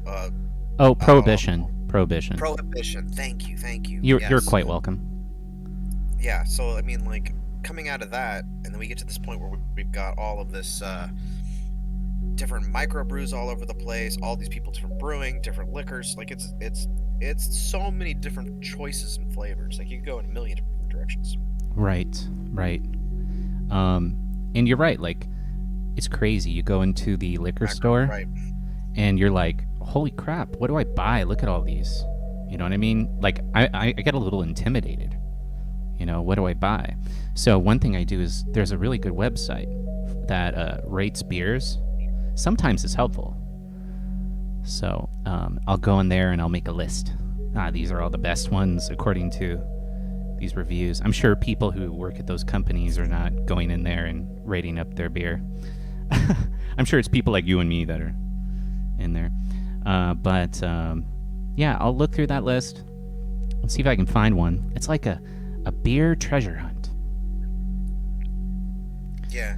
And Yeah. I've found some good stuff looking through some of the little, and I think Mickey Farley makes a good point. Like he's explaining the macro brews, or like Budweiser, obviously macro meaning large, micro meaning the small batch beers, which makes sense.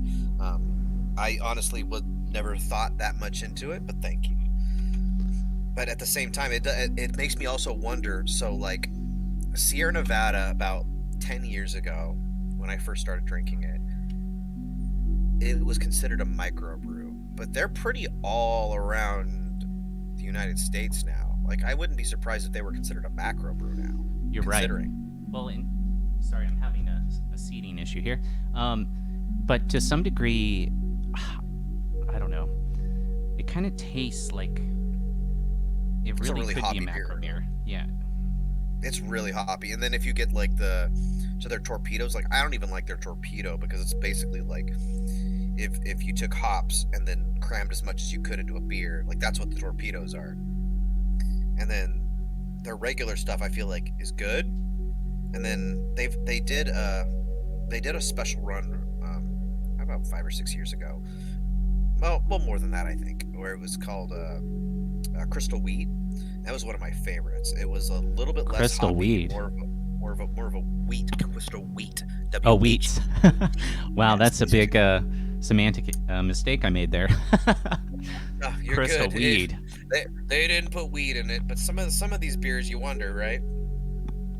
No, but Okay, so it was a good run. so Mr. It was a Cloud. good run.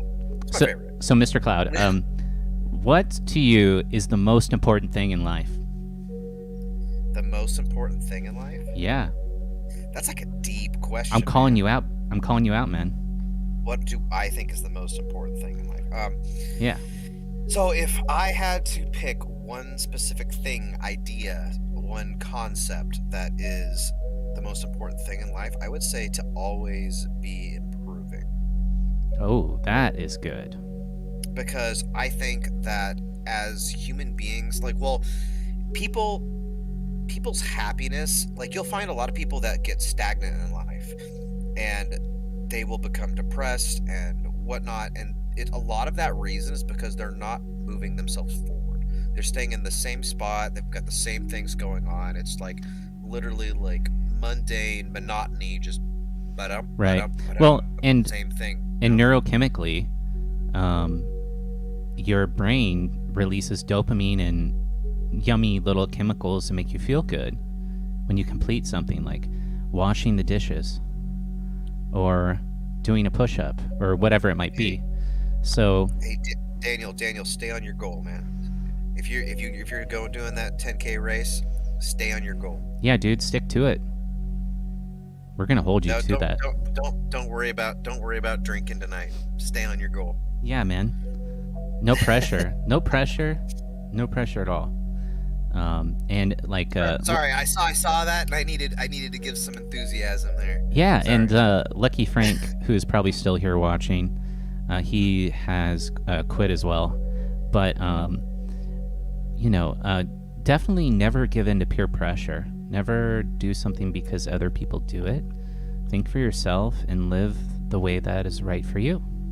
And I think that's important. So for me, that's probably that kind of like slid right in there, if you will. But I do think that's the most important thing, is to think for yourself, do the things you want to do, look the way you want to look, and have a good time.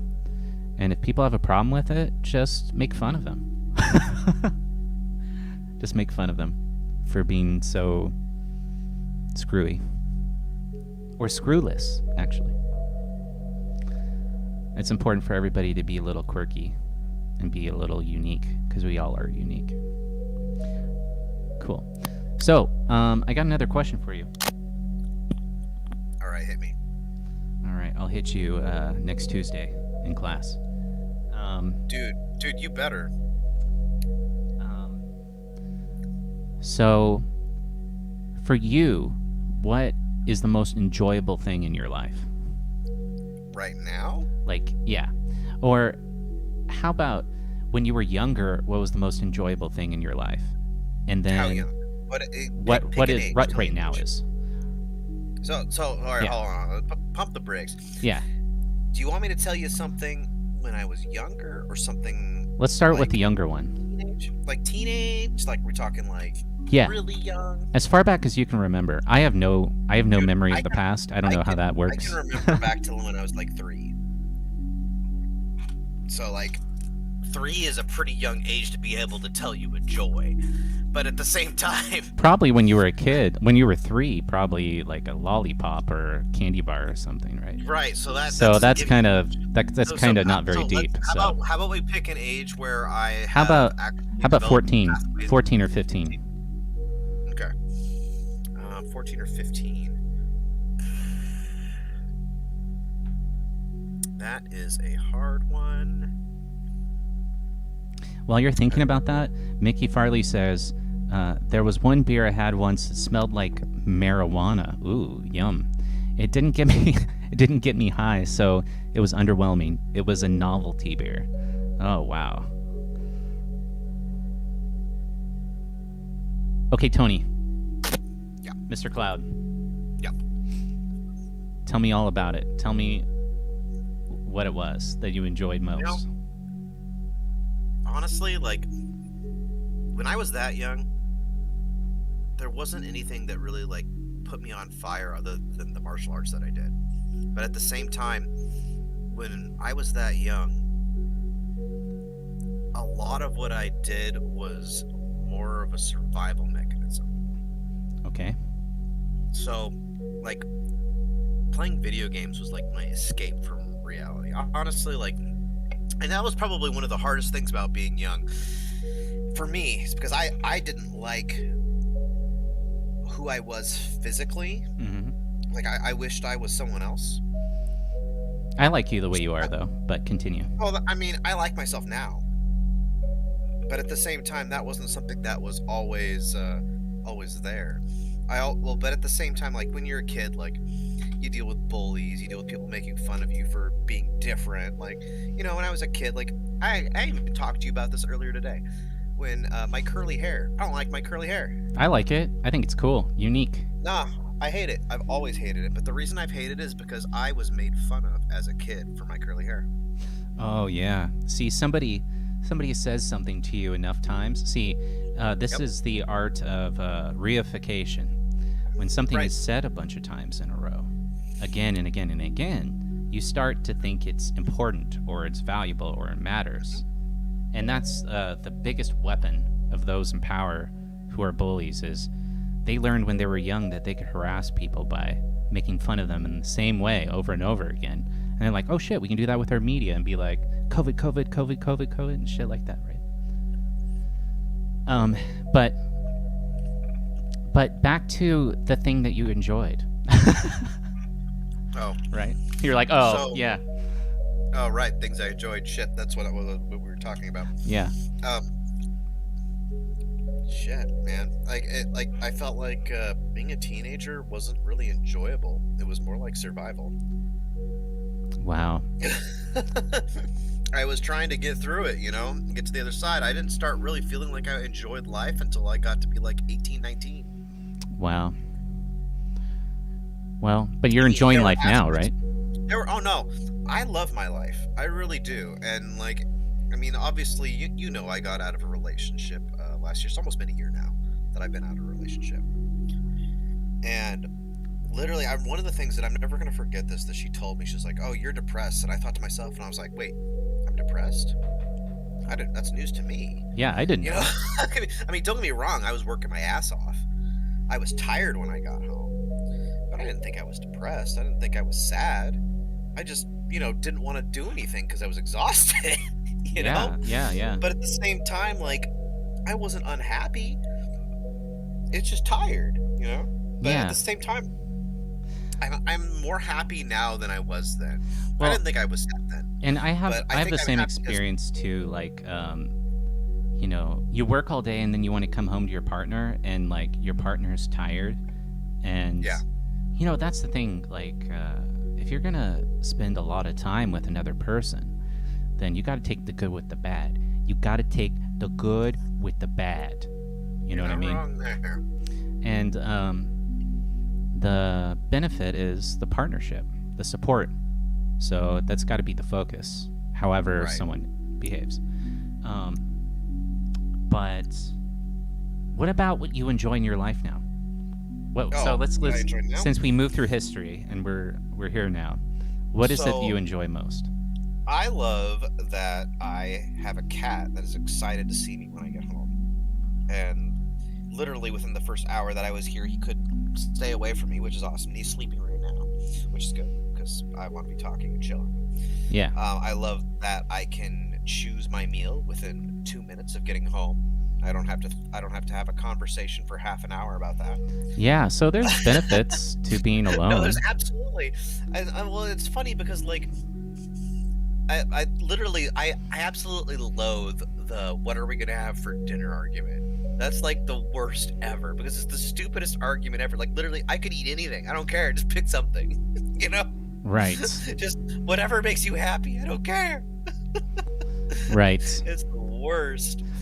But still, like, I come home. I know what I'm gonna eat. I know what I'm gonna do. Yeah, I there's- get to there's watch no- whatever show I want to watch. Yeah, Like, there's I'm- nothing in that space now. There's no hindrance to you in any Yeah. way. You can do what you want in that moment and not have to. Like, you go to And- work and you're always thinking about other people and what they need Right. and what you can do. And then if you have a partner at home, you have to do the same when you come home. And so, you know, can you imagine throwing a couple of kids on top of that? That's quite Oh man, that's right? quite a It's shuffle. like That's a lot of work. suddenly all of that me time just disappears. Yeah, no, you don't exist anymore in that context. I think that's one of the hardest things on males in today's society is the fact that we have to sacrifice so much for our families. And if we choose to have one, is that we basically like we wake up in the morning and our life is about other people Yeah, until the whole until time. we lay our heads down. Like, Yeah. There's got to no be a one's better about way. to ask- And then the thing is like we have all of these burdens thrown on us. Like we have to be able to provide for our family. We have to be able to take care of things around the house. Right. We have bills to pay. We have all of these things we have to take care of, and everyone's looking at us. And then we get home, and then when does someone care about how we are? Right. You know? I totally get it. It- Totally makes sense. Did you have anything else to say about that? Nah, I'm good. Okay. I was going to I'm read just some of the chilling. comments here. So Mickey Farley, it was like, let's find the least appealing aspect of marijuana and put that in a beer. Yeah, that's what it sounds like. That's what it sounds like. I remember you were talking about that before. Mickey Farley also says, sort of like how Beyond Meat makes Fox. Is that how you say that? Fox? I don't know. Hamburger meat Faux? that bleeds. Faux. Oh, he's saying he's a Oh, faux. faux. hamburger, Oh, like, I see. Like a fake. Like I a see. fake. That's a cool word. I'm gonna start using that. Faux hamburger. Meat that bleeds. Oh, thanks for making fake meat that replicates the least appealing aspect of real meat, but none of the other stuff like taste. Wow. Is it weird that I like how my steak bleeds when I cook it? Is that weird? I mean, But I It's like fine. a rare steak. Like walking through a warm kitchen, get it seared on the outside, and I'm good to go. Like I could just eat it just flesh. But at the same time, I mean, I usually cook it to medium rare just because, you know, like I'm not a degenerate. But still. well, so actually, we're gonna be back in a couple of minutes, guys. I'm going to use the gentleman's facility. It's been 2 hours since we've been on stream. So just a very, very short break. We'll be back in about 2 minutes and continue our discussion. And I just want to thank Mr. Cloud here for coming in and chatting with us. And we'll be back in just a moment. Thank you guys. Please hang tight. And I'll be right back. Cheers.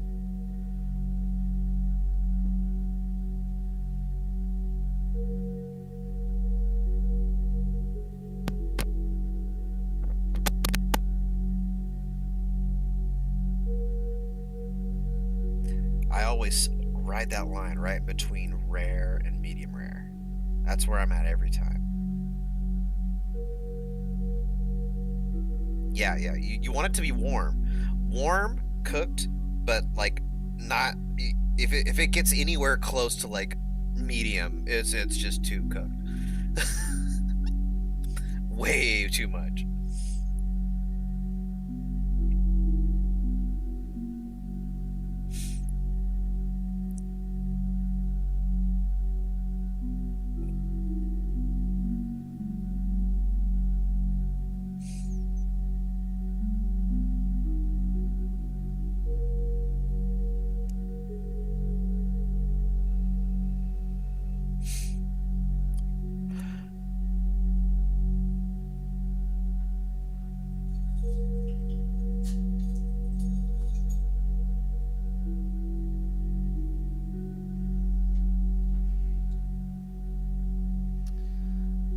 All right. So we're on beer number 3. Cheers, guys. Cheers to everybody. Cheers to Mr. Cheers. Cloud for chilling with me. Cheers to everybody in the chat. Something I've learned tonight is we all have the stuff we do. We all have our own little struggles. The world is a weird place with koala wolves and fake meat that bleeds and marijuana flavored beer. So we'll get through it, guys. We'll get through this strange, crazy world, and we'll do the things that we need to do. It makes me sad that people think that they need to make fake meat. Yeah, It makes me sad. I don't think I'll ever try it. Have you ever had a bug before? Have you ever eaten bugs? That's all the rage. No, I think I've done it on accident. I don't think I've ever intended to eat a bug. I think there's a statistic that through somebody's lifetime they eat so many spiders while they're sleeping. Yep, That can't that be sounds true. about right. That can't be true. Actually, you'd be surprised. Spiders are looking for water all the time. So it wouldn't surprise me if they tried to go into your mouth and accidentally slipped in. Well, what I'm going to do is I'm going to put a cup full of water on my bed when I sleep now so that the spider finds the water instead of my mouth. Maybe that'll help. Probably not. Just embrace it. Embrace the spider eating. Medium well? Oh my gosh. No. Oh, you're ruining it. No. Medium well, is that like That's like pretty cooked. Like not like cooked, like probably like a tiny bit of pink in the middle, maybe. well, and most of all, think about the trouble that brings to the cook. You know? Oh man, I gotta sit Can there you imagine? Like, and destroy a piece of meat. Like, can you imagine the self-harm that they're doing to themselves while they're cooking that? can you imagine working I at mean, a if you're gonna eat seasoned crickets, I mean, well done steak is probably about equivalent. So there you go. well, the thing is, I'm kidding. I'm kidding. but imagine you're a cook at a high-end restaurant, and you've got to make a medium well steak, and okay, this person ordered steak. I cannot fuck this up Yes, they because they'll send it back to you, right? It's an expensive yeah. restaurant. They're gonna send that back to you, right? Right. So And you can't uncook a piece of meat. So yeah. So right. So wow, that's gotta be a hard job. Mickey Sorry, my Farley makes an compassion excellent just kind of point. like bleeds out every once in a while. Anyway, what point does? Oh, let's read his comment. All right. So there's so much good vegetarian food. The Desi people have been cooking delicious vegetarian dishes for centuries. Why cook fake meat that tastes terrible? You know what? Right. I am totally on board with that. Because I would, if I'm gonna eat a vegetarian dish, let it be an actual vegetarian dish instead of trying to pretend to be something it's not. You know? Yeah, and Daniel's comment's pretty funny too. Yes, medium well, my friends. Medium well. Oh. So Just there's a don't, scene Daniel. in, Just don't order it at an expensive restaurant. Well, I mean, you can Right, because they're professionals. They can handle it. you can. You'll just be judged by everyone. I'm just kidding. No, they won't. I think most people just don't care. There's a scene in so do you remember the old cartoon back in the day that had it was based in Texas, and the dad sold propane and propane accessories. Oh, Hank of the Hill? Or King of the Hill. King of the Hill. Yeah. Yes, thank you. So there's a scene in that where the dad is cooking steaks, and he's just like, "There we go, a perfect medium rare steak." And the son says, "Dad, what do we do if someone wants their steak well done?" And he goes, "Well, we ask them politely but firmly to leave."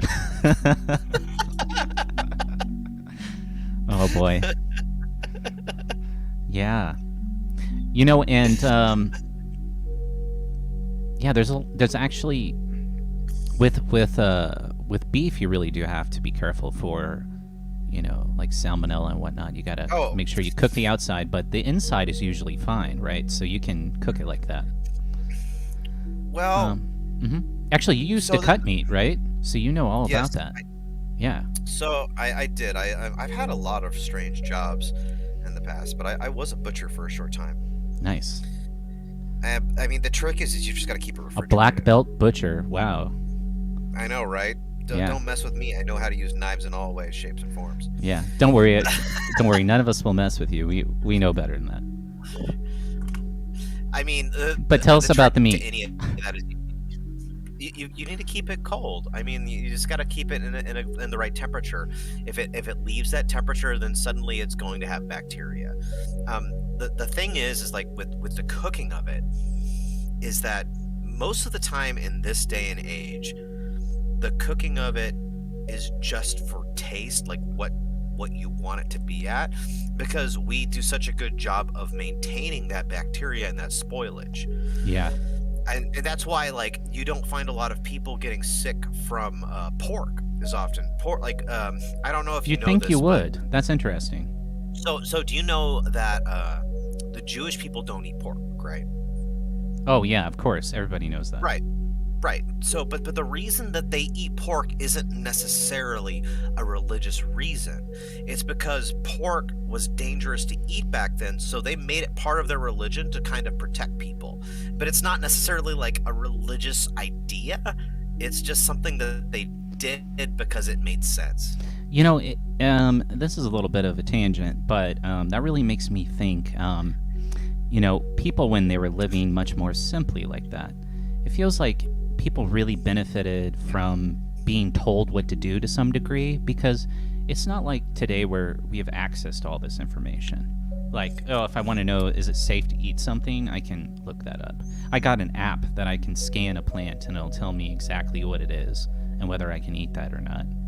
And, you know, so the thing is, back in the day, having some kind of a social rule like that was actually something that was probably really beneficial.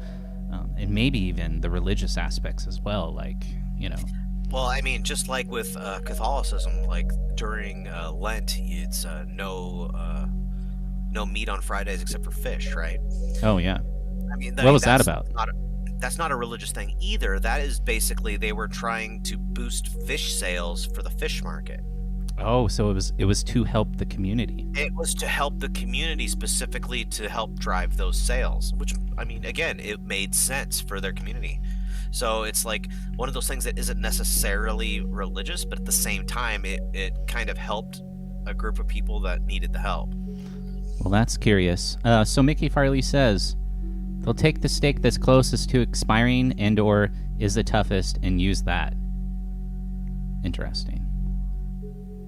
I don't know what that was in connection to. So that was probably the well done steaks. Oh, right. And then chicken is the most dangerous meat. It really needs to be cooked thoroughly. People often overcook pork, but it's not necessary. Interesting. That's spot on right there. And that really is spot on. Chicken is the most dangerous. It's the most susceptible to getting bacteria. The salmonella, you really have to cook that all the way through. I actually saw a meme not too long ago about someone cooking chicken medium rare, and I nearly laughed out loud on that one. Whoa. Well, now you can Yeah. you can put on your Yeah, resume. right? So after this live stream, and you can use this as evidence for your resume, you are officially a meat consultant. Meat consultant. Yes, cook your chicken. Yeah. Pork, you want to cook Mickey it Mickey most too. of the way. Mickey knows what he's talking about. And then, you know, with the beef, you kind of do what you want, but at the same time, I say cook it on the outside at least a little bit. Very wise. So Daniel Jordan says, Peterson only eats meat. Dan- Is that what he said, Jordan? oh yeah, Daniel says, jokingly, absorb those burnt carcinogens, amigos. Yeah. Hey, you know what? The other day I was making a pizza, and I burned it badly, and it was delicious. So, I mean, you gotta have some fun before you die. You know what I mean? I don't know. Sometimes burned things are good, but they I don't tell us have it's fun bad. when I burn my food. So I mean, Okay, well, don't burn your food, bro. Don't burn I your mean, food, bro. I usually don't. I'm a decent chef. That's good. Jordan Peterson only eats meat now. Actually, I think recently he changed that diet or something like that. But You know, actually, funny story about the about all these diets, these fad diets, like the keto diet. yeah, tell me all about it. Oh, I'll tell you all about it. Okay, so I don't know how much do you know about all of these little fad diets, like did you ever hear about the carnivore diet or what is it, like the caveman diet or something like that? Well, since I am a caveman, I would not mind the caveman diet. But tell me about it. Honestly, I think that I mean, I could be wrong. I need to like start using my interwebs when I'm talking here. That's what it's for. Yeah, there's the caveman diet. The paleo, that's what it was. Paleo. Yeah, that's right. The paleo diet. Oh, So that one actually, I think, had the most merit out of all of the diets that I've seen. Not that I don't think keto can work, and not that I don't think any of these other ones can work, because obviously they have some kind of benefit because someone is pushing it. You know what I mean? yeah. But at the same time, I think paleo is one of the coolest ones because it does a good job of rotating the way your body digests food. So what will happen is you will have like you'll have a little bit of some stuff. Like, let's say you'll start out with like you go like a vegetarian diet. You mostly eat vegetarian, maybe a little bit of protein here and there. You start off with just that until your body gets used to the fact that, okay, we're eating vegetables now, and your body tries to rotate the amount of what's the word, amino acids that it needs to digest the foods that are putting in your body, right? So Right. it'll bump up those amino acids to focus on vegetables. And so the idea behind paleo is that as soon as your body has made that shift, that you switch up your diet completely. Like, you go from those vegetables over to meat. So that way the amino acids that are in your body that you need to digest that food switches from one thing to something else completely. Interesting. Right. And so basically every time your body adapts, you shift again. That's the idea behind it. Yeah, I so mean, you just obviously, keep confusing your obviously body. I'm not super knowledgeable on it. I know a little bit because I've kind of looked at it, but at the same time, it's never something that I've done. So, but at the same time, I thought that it was really interesting because you basically put your body through these rotations, and then as soon as your body catches up, you change again. So that way it can't digest as many calories as it would before. Yeah. Well, what I do is I mostly stir fry food, and I just eat a ton of veggies and some protein, and it gives me energy and it makes me feel good. So I'm just gonna keep doing it until it makes me feel bad. I think Yeah. that that's probably the best way to do it, is because I don't think one thing works for everyone. Yeah. Apparently, if you boil food, the water soaks up a lot of those vitamins, and you miss out. Don't miss out, Right. baby. Don't miss out. I typically don't steam or boil anything. Yeah. Have you ever been hard boiled before? No, I forget it. Let me read a What? couple of these comments. What? So Mickey Farley says again, Mickey Farley has a lot of great comments tonight. The exception to that is ground beef, although my mother claims she ate raw hamburger growing up and never got sick. I don't go off of anecdotal evidence and always recommend cooking ground beef through. I agree. Actually, I had a ground beef stir fry today, so that was good. I cooked the shit out of that, though. I'm of the same idea. Like, you probably want to cook ground beef all the way through, just because everything's all kind of blended up. And honestly, ground beef is like, a lot of times when you look at what it's made of, it'll be mostly one thing, but they throw scraps from every single part of the meat. Like, you'll get scraps from all across the animal in that, but it's usually just the fat pieces to give you the fat percentage for where you're at. Well, They'll here's have, a like, monthly amount for one thing, like Mhm. depending on what it's for, like sirloin, or whether it's whatever it is, they give you mostly that, and then they'll put some fat in to kind of adjust it. Well, here's an interesting question. So the ground beef I had was 70%, and then 70%, I guess, meat, and then 30% fat, or something like that.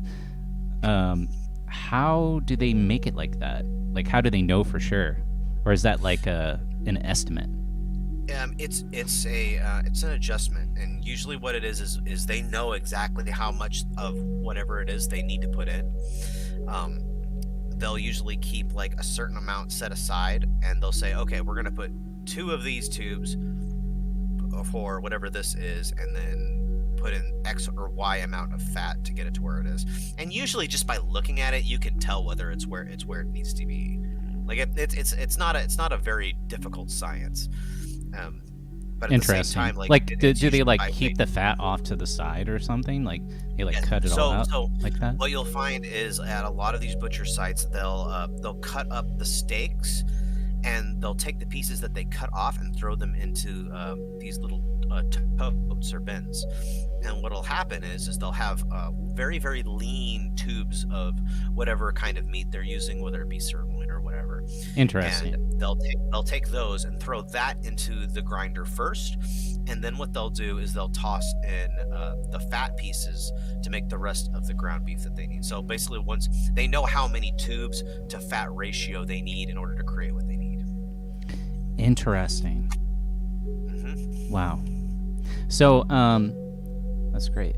So, Mr. Cloud, what is it that you would like to do next week? So something you're looking forward to that you want to do, or something that you're not sure you should do, or you're not ready to do, but you're thinking about doing it and you want to try to give it a shot. Is there anything? So hold on. So like in what regards? It could be any regards. So it's just an opportunity for you to share. There's a lot of things that, I made a comment earlier in the chat about how I think overthinking can impede progress, and I think that's really the reason I say that, because I know that's my Achilles tendon. That's like my biggest flaw, is that I don't like to poke you about it, but I know that's No, going no. on. No, and I like to overthink everything. I like to have a plan. I like to know what's coming down the pipeline. I like to know all of the options. I'm just like anyone. You want control. You want to be able to be in control of how things go. Right. So, at the same time, if you don't pull the trigger, nothing will ever happen. That's true. Like, So you just all- end up all going that, in no all that direction. planning in the world, could just stall you. And don't get me wrong, you could pull the trigger and fail miserably, but at least you pulled the trigger, failed miserably, and you learned something. Yeah, and then you Then the can next time you try choose to a do different that, path. right? Or do the same thing but do it better. Yeah, You know what I mean? that's So true. it was like a couple of weeks ago when I did the tabling thing for my business randomly. It was one of those things where I had a vague idea of what I was doing. I had no planning. I had about 2 hours notice, and I just went for it. So by the tabling thing, you mean the business conference thing? Yeah, the business expo, Yeah, exactly. yeah. Yeah, where I'm just talking to people. And the thing is, it's not that I haven't done that stuff before, but it was that I wasn't prepared to sell in that manner. So I had Right. to literally make everything up on the fly. And sometimes that's Which- really good because it's an opportunity for you to grow and experiment. Well, but the thing is that I knew what I was doing. I just needed a more of a planning window. You know what I mean? Yeah. But at the same time, it didn't make sense for me to not do it. Right. At that point in time. So I might as well just pull the trigger and go. Right. And even if I didn't have a plan and I was just winging it, Sometimes you gotta Leroy Jenkins that shit, like I was saying. yeah, that's exactly it. I Leroy Yeah. Jenkins that 1000%. I had no plan. I went out there and I just started talking. And that's what I was talking about. So earlier on, I gave a little talk about choosing a direction, like the process. You got to think through it, and then choose a direction, stop the thinking, and just see what the heck happens. It's kind of a combo between Leroy Jenkins' strategy, where everyone dies, but Well, you're and thinking the through thing it. is up to this point, I haven't seen anything back from that effort. So I could have failed miserably with doing that. But at the same time, the way I look at it is, there's a bunch of people now who know I exist. You know what I mean? Yeah. And part of selling, especially in a small community like the one I live in, is that people just need to know your name. And once they start knowing you, then they'll start associating what you do with your name. You just got to get out there and let people know you exist. That's a good point. And Mickey Farley left a couple of good comments here.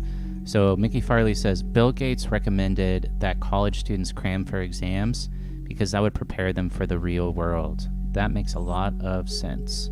Gosh, and you know it's funny because I literally just seat of my pants, did what I could. I gathered every business card and flyer I had. It just made it work. Yeah. And then I didn't have a choice. And so I just did what I could. And then he says, for context, Bill Gates wrote the code for DOS on the plane flight to his sales pitch for Microsoft. Sounds about right. Sounds about right. Well, and you got to admit, living dangerously like that is a lot of fun, right? It's like, oh, I don't know what's going to happen, but I'm going to try to do this thing. Leroy Jenkins, you know? It's fun. And I think it's important because the thing is, we're constantly working against the disorder and the entropy, which is a principle of the universe and the way that the material world and energy functions. So no matter what, you're going to have to push back against entropy. So, you know, you try to create balance, you create the balance you can, and then you have to bow down to the potential disorder and allow that to be, and then do the thing that you need to do, and then, you know, maybe it goes good, maybe it goes bad, but you get better and better and better. So that's how you do it. You know? Mm-hmm. It's crazy because, like, a lot of people know this instinctually. You know, you get these folks who are just like, you know, fuck it, I don't care. Like, I call it fuck it syndrome. And they just go about their business and just do stuff. They don't feel anything about it. And that is something that is quite respectable in some way, I believe. So, but, you know, you want to plan and you want to think as much as you can, but there's an end to that process, is the point, right? Right, Mr. Cloud? Sure. Why not? Yeah, why not? Exactly. Well, and the thing is, you gotta use the tools at your disposal. So if you have the capacity to think about something, then it's good to use that as a tool and not be like, I'm not going to use my tools. I'm just going to go in Leroy Jenkins completely. But sometimes that's good to do that, is, you know, to overcome anxieties, to overcome hesitation, and just dive right into the deep end head first. What do you think? It's always fun.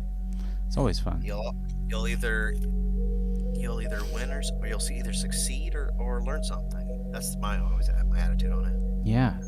You know, I haven't felt bad about failing at something for quite a while because, I mean... I think that's the trick to life in general. Yeah. Is that you just need to learn that if you don't succeed at something, that's just a learning opportunity. That doesn't mean that... And I think a lot of that came from previous generations, how they'd always be like, oh, like, I mean, but also, okay, so I'm gonna go pretty deep here. Let me dive. Go for it, man. Leroy Jenkins. So men in general have a very competitive nature, right? We want to win. Yeah. It's like ingrained into us. We want to compete to each other. We want. I want to win. I don't want to get paid to lose. I want to win, right? Yeah. So whenever we go and try to do something that's outside of our wheelhouse, not natural to us, if we don't succeed and we don't get that dopamine, it's difficult to want to keep going, right? That's right. So yeah, go ahead. No, it's like when I'm sparring with you in martial arts class. When you get me and I don't get you, it's kind of like, okay, all right, gotta get better. Let's try this again. You know. Well, yeah, but at the same time, if you focus on that failure, on that small micro moment, what happens next? Then it weakens you. You get hit, right? Yeah, exactly. So literally, the inability to focus past those micro failures, Because it traps you. It traps you in the moment. It'll trap you in that moment. So you almost have to teach yourself to let go of those micro failures and just allow that to be what it is and keep pushing forward. That's right. That's deep. And then after that fact is over and you're in a safe position where you can do so, you can look back and critically analyze yourself and figure out what could I do better. But at the same time, when you're in the thick of it, you got to keep your hands up and you got to focus on what's important, which is, what do I do next? That's right. And so even for a survival, this is an important idea. Yeah. So, if you're going to survive, you got to be able to just keep going and not get stuck in the moment where things didn't go the way you want. I think these two dolphins are having sex on the screen right now. I think I'm going to use a different video next time. And on that note, I think I did not notice that before. another drink. So why don't you, while you're enjoying the view, obviously, I'm going to take a quick break. You know what? I'm actually I will quite... You know what? There's nothing wrong with that. It's totally... Ladies and gentlemen. Hey, I didn't say there was anything wrong with it. Ladies and gentlemen. I'm sorry. No, I know you didn't. Ladies and gentlemen, this is a totally natural process. It's a part of life. There's nothing to be ashamed of, unless you're doing it in public at the public mall or the library. Then you should probably be ashamed. That's not the place. But it's a natural process. I remember earlier on in the stream I saw that for just a second, and it just didn't click for me at the moment. But yeah. Avert your eyes, children. This is now a PG-13 stream. All right, give me a couple minutes. I'll be right back. Do what you got to do. Oh, I will. You will. Okay, that's good. It's good to do what you got to do. So, all right. So I got a couple more things I want to talk about.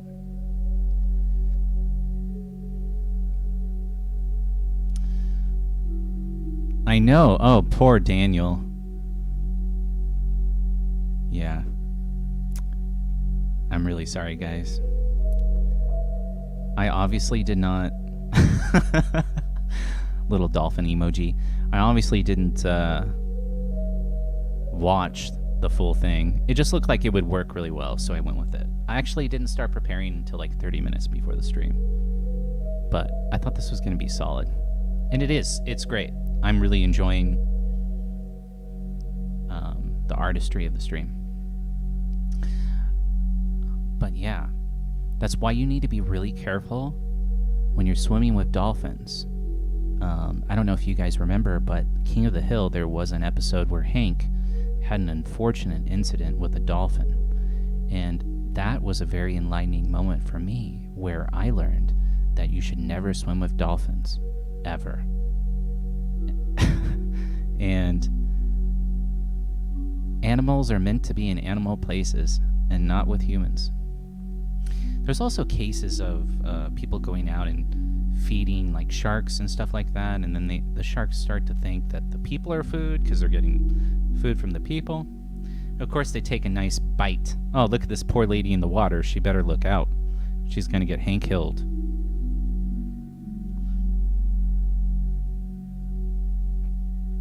Yeah, you think you're okay, you think you're safe, but It's mating season. It's time to get out of the water.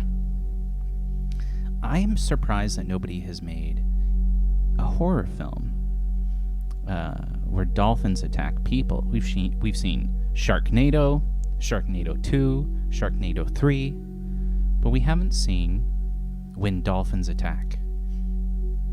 If there are any producers of films or movies movie producers out there, I encourage you to produce this film, When Dolphins Attack. I'll have to look that up. So, are you there, Mr. Cloud? I just just got back, yeah. Very, very strange and scary What is? that there was a lady actually swimming in that water with those dolphins. Awkward. Yeah, awkward. When they were getting all frisky and everything. Oh, Gosh. I feel bad for those dolphins. I feel like they were,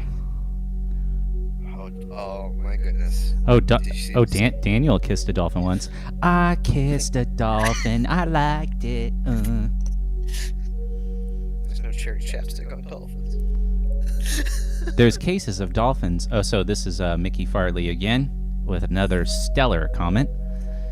There's cases of dolphins saving drowning swimmers' lives. Those get talked about a lot. Dolphins attacking people don't get reported as much. That's a good point. Yeah, unless you're an animated character. Or raped. Well, that's what I was saying is you don't want to get Hank Hill. Oh, yeah. Did you ever see that episode? I remember that episode where he had PTSD from getting molested by a dolphin. Yeah, I hope we're allowed to use these words. I feel This is like educational. It's educational. Right. We're not using it in like a derogatory way. We're just saying it factually, right? Yeah. Yeah. If once I get better at doing this, I'll be able to pull up like things. So like I would randomly pull up the Hank Hill episode where he gets. Anyway, there's probably better things. That's the sound he makes. Doesn't he like eventually go back in the water and then something bad happens again? I don't remember. That was so long ago that I saw that. Oh my goodness. So Mickey Farley says, it reminds me of how chimps are portrayed. Chimps are often violent and brutal, but that isn't reported very much. People don't like that. Intelligence might be correlated with brutality. Ooh. Actually, there is a very famous study where a woman lived with apes in the jungle, and she was obviously a scientist, and she found that the tribes went to war for various reasons, so the tribes of apes, and when they went to war with each other, they behaved extremely brutally, and they just totally destroyed, they like drank the blood of their enemies and all kinds of messed up shit. Like stuff you might see in ancient tribal cultures that are warring with each other, or like Aztecs or something.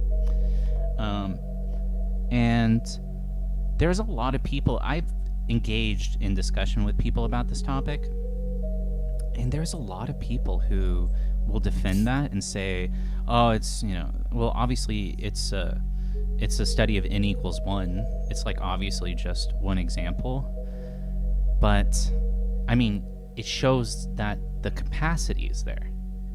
Like, surely the environment influences the behavior, but there's more to it than that.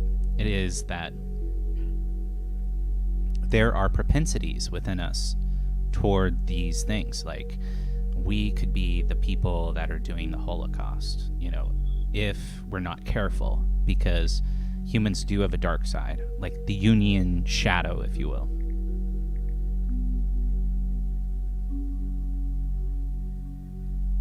Any thoughts?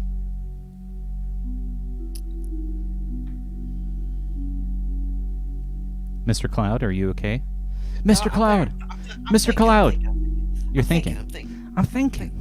That's good. I'm thinking. I mean, when you cease to try to understand, then you will know without understanding. Well, I mean, I'm not the kind of person that likes to just, pull the trigger on an idea before I've thought it all the way through. So, I mean, it's very good. I could sit here and talk about the ideas behind that, but at the same time, I don't want to say that I know very much about it. Well, I mean, if you've read the study, so I've read the study. I haven't, so yeah. You're obviously got a foot up on me there. You've already read it and kind of looked at it, so there's no way I could really compete with that right now. Yeah. But I'm like, I don't know. I mean, yeah, it's all good. It's all good. But, so you're speaking from that perspective, right? So then how do you feel? Like, do you think that you can compare an ape to a human being?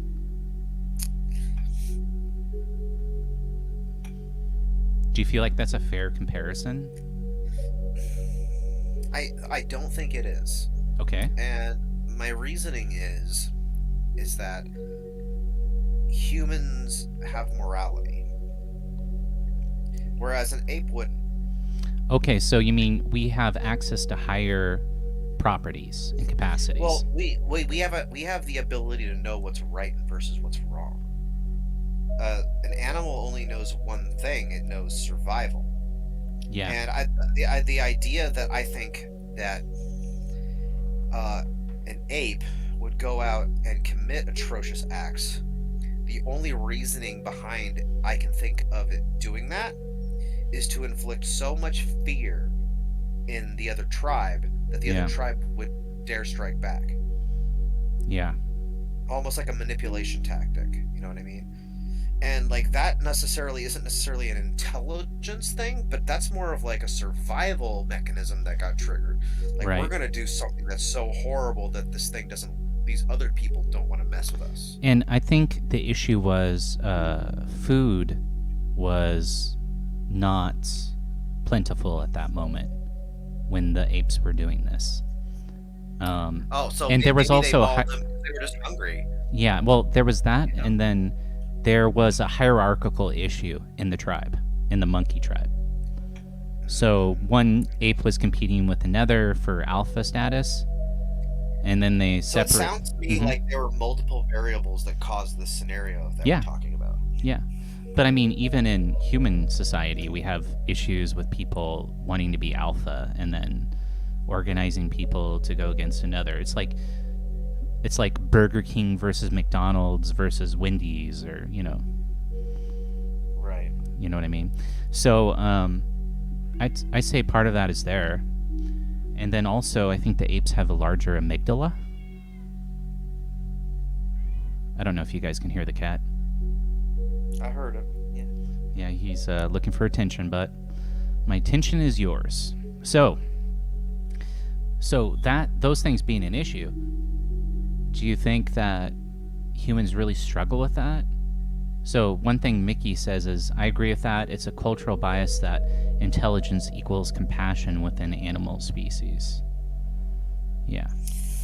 See, I disagree with that. Okay. I think it's a cultural bias. I think he's right in that regard, that it's not necessarily intelligence equals empathy. I think those are two separate ideas.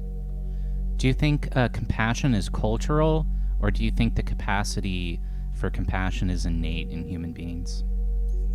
I think that it is a developed idea.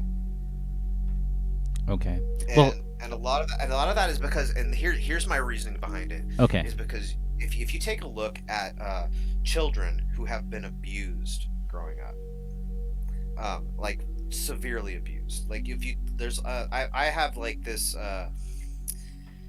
one of my guilty pleasures is watching a lot of these criminal videos or these murder videos, to look at these people's the way they look and talk and the way they act.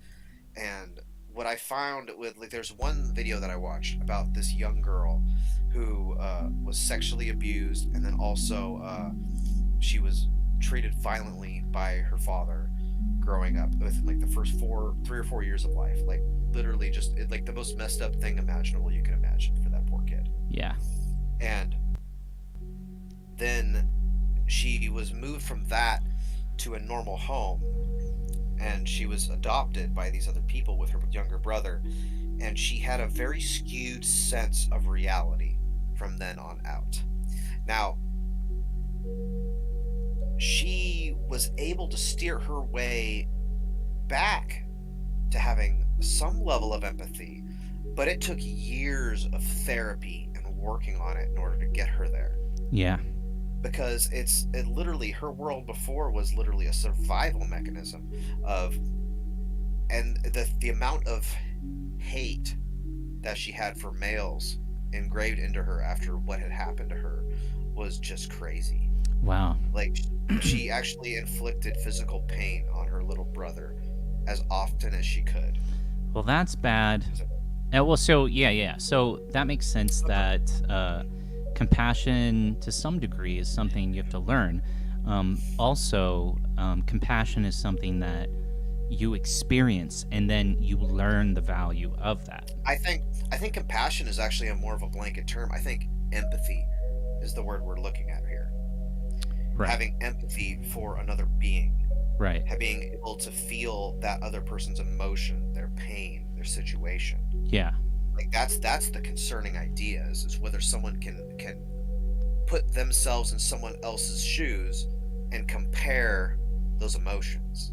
Right. Because that skill within itself is something that doesn't happen very often. And you'll find even in our society, like people that are in high level business and scenarios like that, they don't have that empathy as often. They're much more closer to being sociopaths. Yeah, that's true.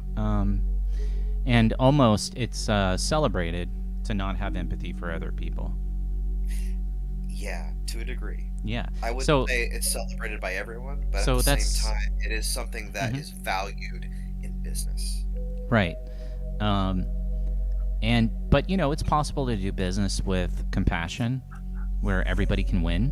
But then you just don't get to be the oligarchical number one rich, I get all the money person, or whatever. Who doesn't want to be part of the oligarchy? And then, so Daniel says, there's a woman who had a chimp as a pet for years, and one day it mauled her. Oh, that sucks. Yeah, I remember that. So that's the thing. Like, when you're with animals, they're animals. Like my little cat over here. He's a nice little cat. Like, he's nice to me, but then every once in a while he wants to get rough and he starts trying to attack me, and I'm not doing anything to him. He just wants to play. So that's always in there. The situation was that the animal was a pet for many years. Like, it wasn't like just suddenly it wasn't like the animal had a history of being aggressive. It literally just for some reason decided that it didn't like this woman's friend and just mauled her. Yeah, that's interesting. So Daniel says, does compassion for others within a species lead to greater evolution for that species? That's a good question. I think so too. I think so. Because, it's very obvious that in evolution, there's a Novelius pattern of growth. So that means that everything is moving towards higher complexity. That's what it does. Actually, I heard something about an anthropology instructor that said the first sign of humans actually becoming cultured, more evolved, was the sign of a mended bone. Oh, what's that? It was a sign of a mended bone, like a leg that was broken but then mended. Okay. Because in order for that person to have mended that bone, someone else would have had to care for that person. I see. So that compassion was like the first step to building a greater society, was being able to mend that bone for that person to get them back so that way they could help other people. Mend the bone. Can you expound on that a little? Yeah, well, the leg was broken, right? I see. I don't know how much more complicated I can get than that, but it broke so that person couldn't walk. They can't fend for themselves. They can't go out and get food for themselves. They can't get water. Someone else has to completely put that person's well-being under their weight in order to bring them back to health. I see. Yeah. So what you're saying is, so how does that lead towards compassion then? How does it lead towards compassion? Well, Yeah. think about it, Andrew. Is it in my best interest to let's say you and I are out in the wilderness by ourselves, right? Yeah. And both of us have our own survival as our best interest, right? Right. So if you are injured, let's say you injure yourself severely, you can't walk, you can't move around anymore, right? Right. At that point,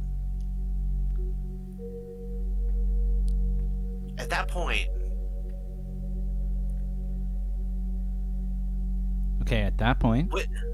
I'm sorry. I'm trying to make sure my words are right. Yeah. At that point, is it in my best interest to take care of you or to leave you to die? To take care of that person. If my goal is just survival, it's to let you die. Now, if my It goal depends, is but yeah. if my goal is just to be Short term or long term, right? short term or long term, right? In the Yeah. short term, not taking care of you is the best way to go. But if I have a group of people that I'm trying to take care of, or that we have, like, that's part of why like tribes and things like that were formed, is because when you act as a group, you evolve a little bit better. You work better together. You have more things you can do. It's not just you know, Right. and I'm not just out trying to survive on my own anymore. We're working as a unit to achieve a bigger goal. Like that's part of that evolution, being able to have compassion for other people, care about other people. Your survival is my survival, right? That's true, yeah. But if it's just the two of us, and if we're looking at that short term, I just need to survive to tomorrow, like, you're just dead weight, buddy. You know what I mean? Right. So, and I think that we can see that success too of compassion as a mechanism of complexity. If you look at the ocean and you look at the fish, well, because we're watching fish in the ocean, and we're just about to get to that scene that I need to avoid. Maybe no, we're good. We're good. We're good. I think. But anyway, you'll notice that there are smaller fish that will follow dolphins and sharks and stuff, and they'll eat the microorganisms on them and the mites and whatnot. And The leftovers. yeah, and they're cooperating, even though they're separate species. Or if you look at fish that swim in schools, they'll be swimming around in a school. Symbiosis. Yeah, so Yeah. yeah, so when they swim together, it keeps all the fish. So if they didn't do that, all the fish would be eaten. So they collaborate and work together, which promotes the survival of them. So definitely in nature, where things are being empathetic towards the similar things or other things, you can see that it promotes survival. I don't know if that's empathy though, because if other animals can figure out that they can get extra food sources off of this other animal, is it that they care for that animal, or they just realize that there's a good food source if I hang out by this dude? Well, I think one principle of compassion is collaboration. But the point I'm making is I don't think they're collaborating. Okay. I think it's just one animal taking advantage of that other animal. Oh, so you see it as a selfish thing. Oh no, it's that Well- it's that one dolphin scene. Ah, okay. Get me out of here. Okay. Whew. We're safe. We're safe. Clownfish. Clownfish. Whew. Clownfish. We're okay. We're good. We're safe. Clownfish, we're okay. Okay. Clownfish. I can handle that. Whew. Oh no, maybe those aren't clownfish. I don't know. Fish. Anyway, but yeah. But I think we need to look closer at these things, because of course the collaboration between similar creatures or creatures working with other creatures is an aspect of their survival. But the fit, for example, the fish that is the one that has the mites, where the other fish is eating them off of them, they're quite content to have that fish there helping them, and they know that that fish is helping them. They don't try to eat that fish. That's true. So that's a curious thing, right? It's like, oh, my little buddy helping me out, So there's the actuality of what you see, and then whether there's any feelings involved, we can't know that.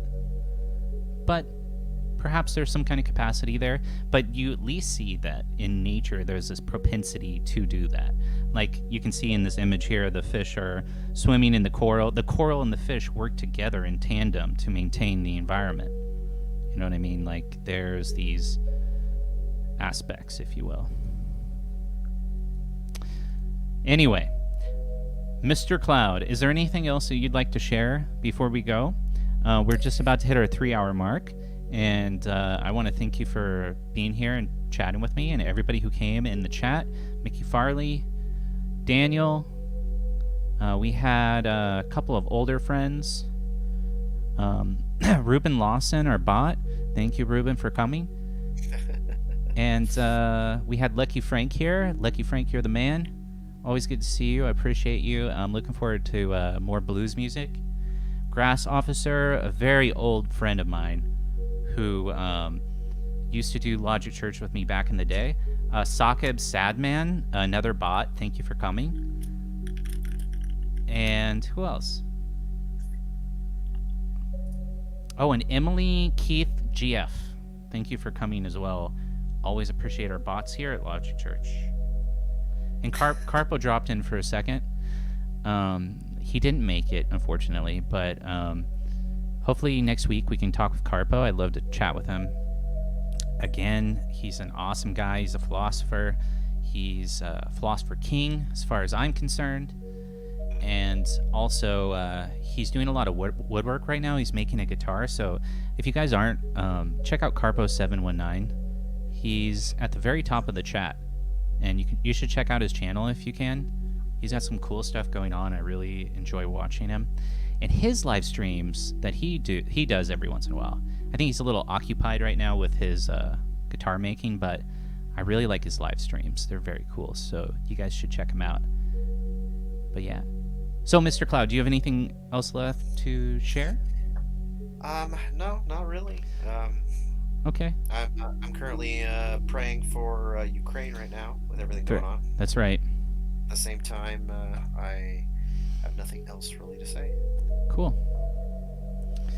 I agree. I hope Ukraine will be okay.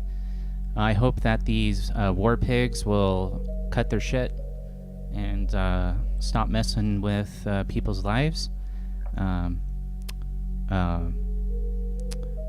We will fight as one. We will fight as one. I don't know if you know that song. Anyway, yeah, this was the Logic Only Zone, and I'll see you guys next Friday, 7 p.m. California time, PST. And looking forward to having you guys back here. Saw a lot of great faces tonight. I was really happy to see that. And thank you to all the moderators in the chat. I'm going to grant some more people moderation privileges so we can put these bots in the gulag, in the bot gulag. The only people who ever deserve to be in a gulag, the bots. There you go. And AI, because AI is going to take our jobs. All right, everyone. Thank you for coming. This was Logic Church, and I will see you all next week.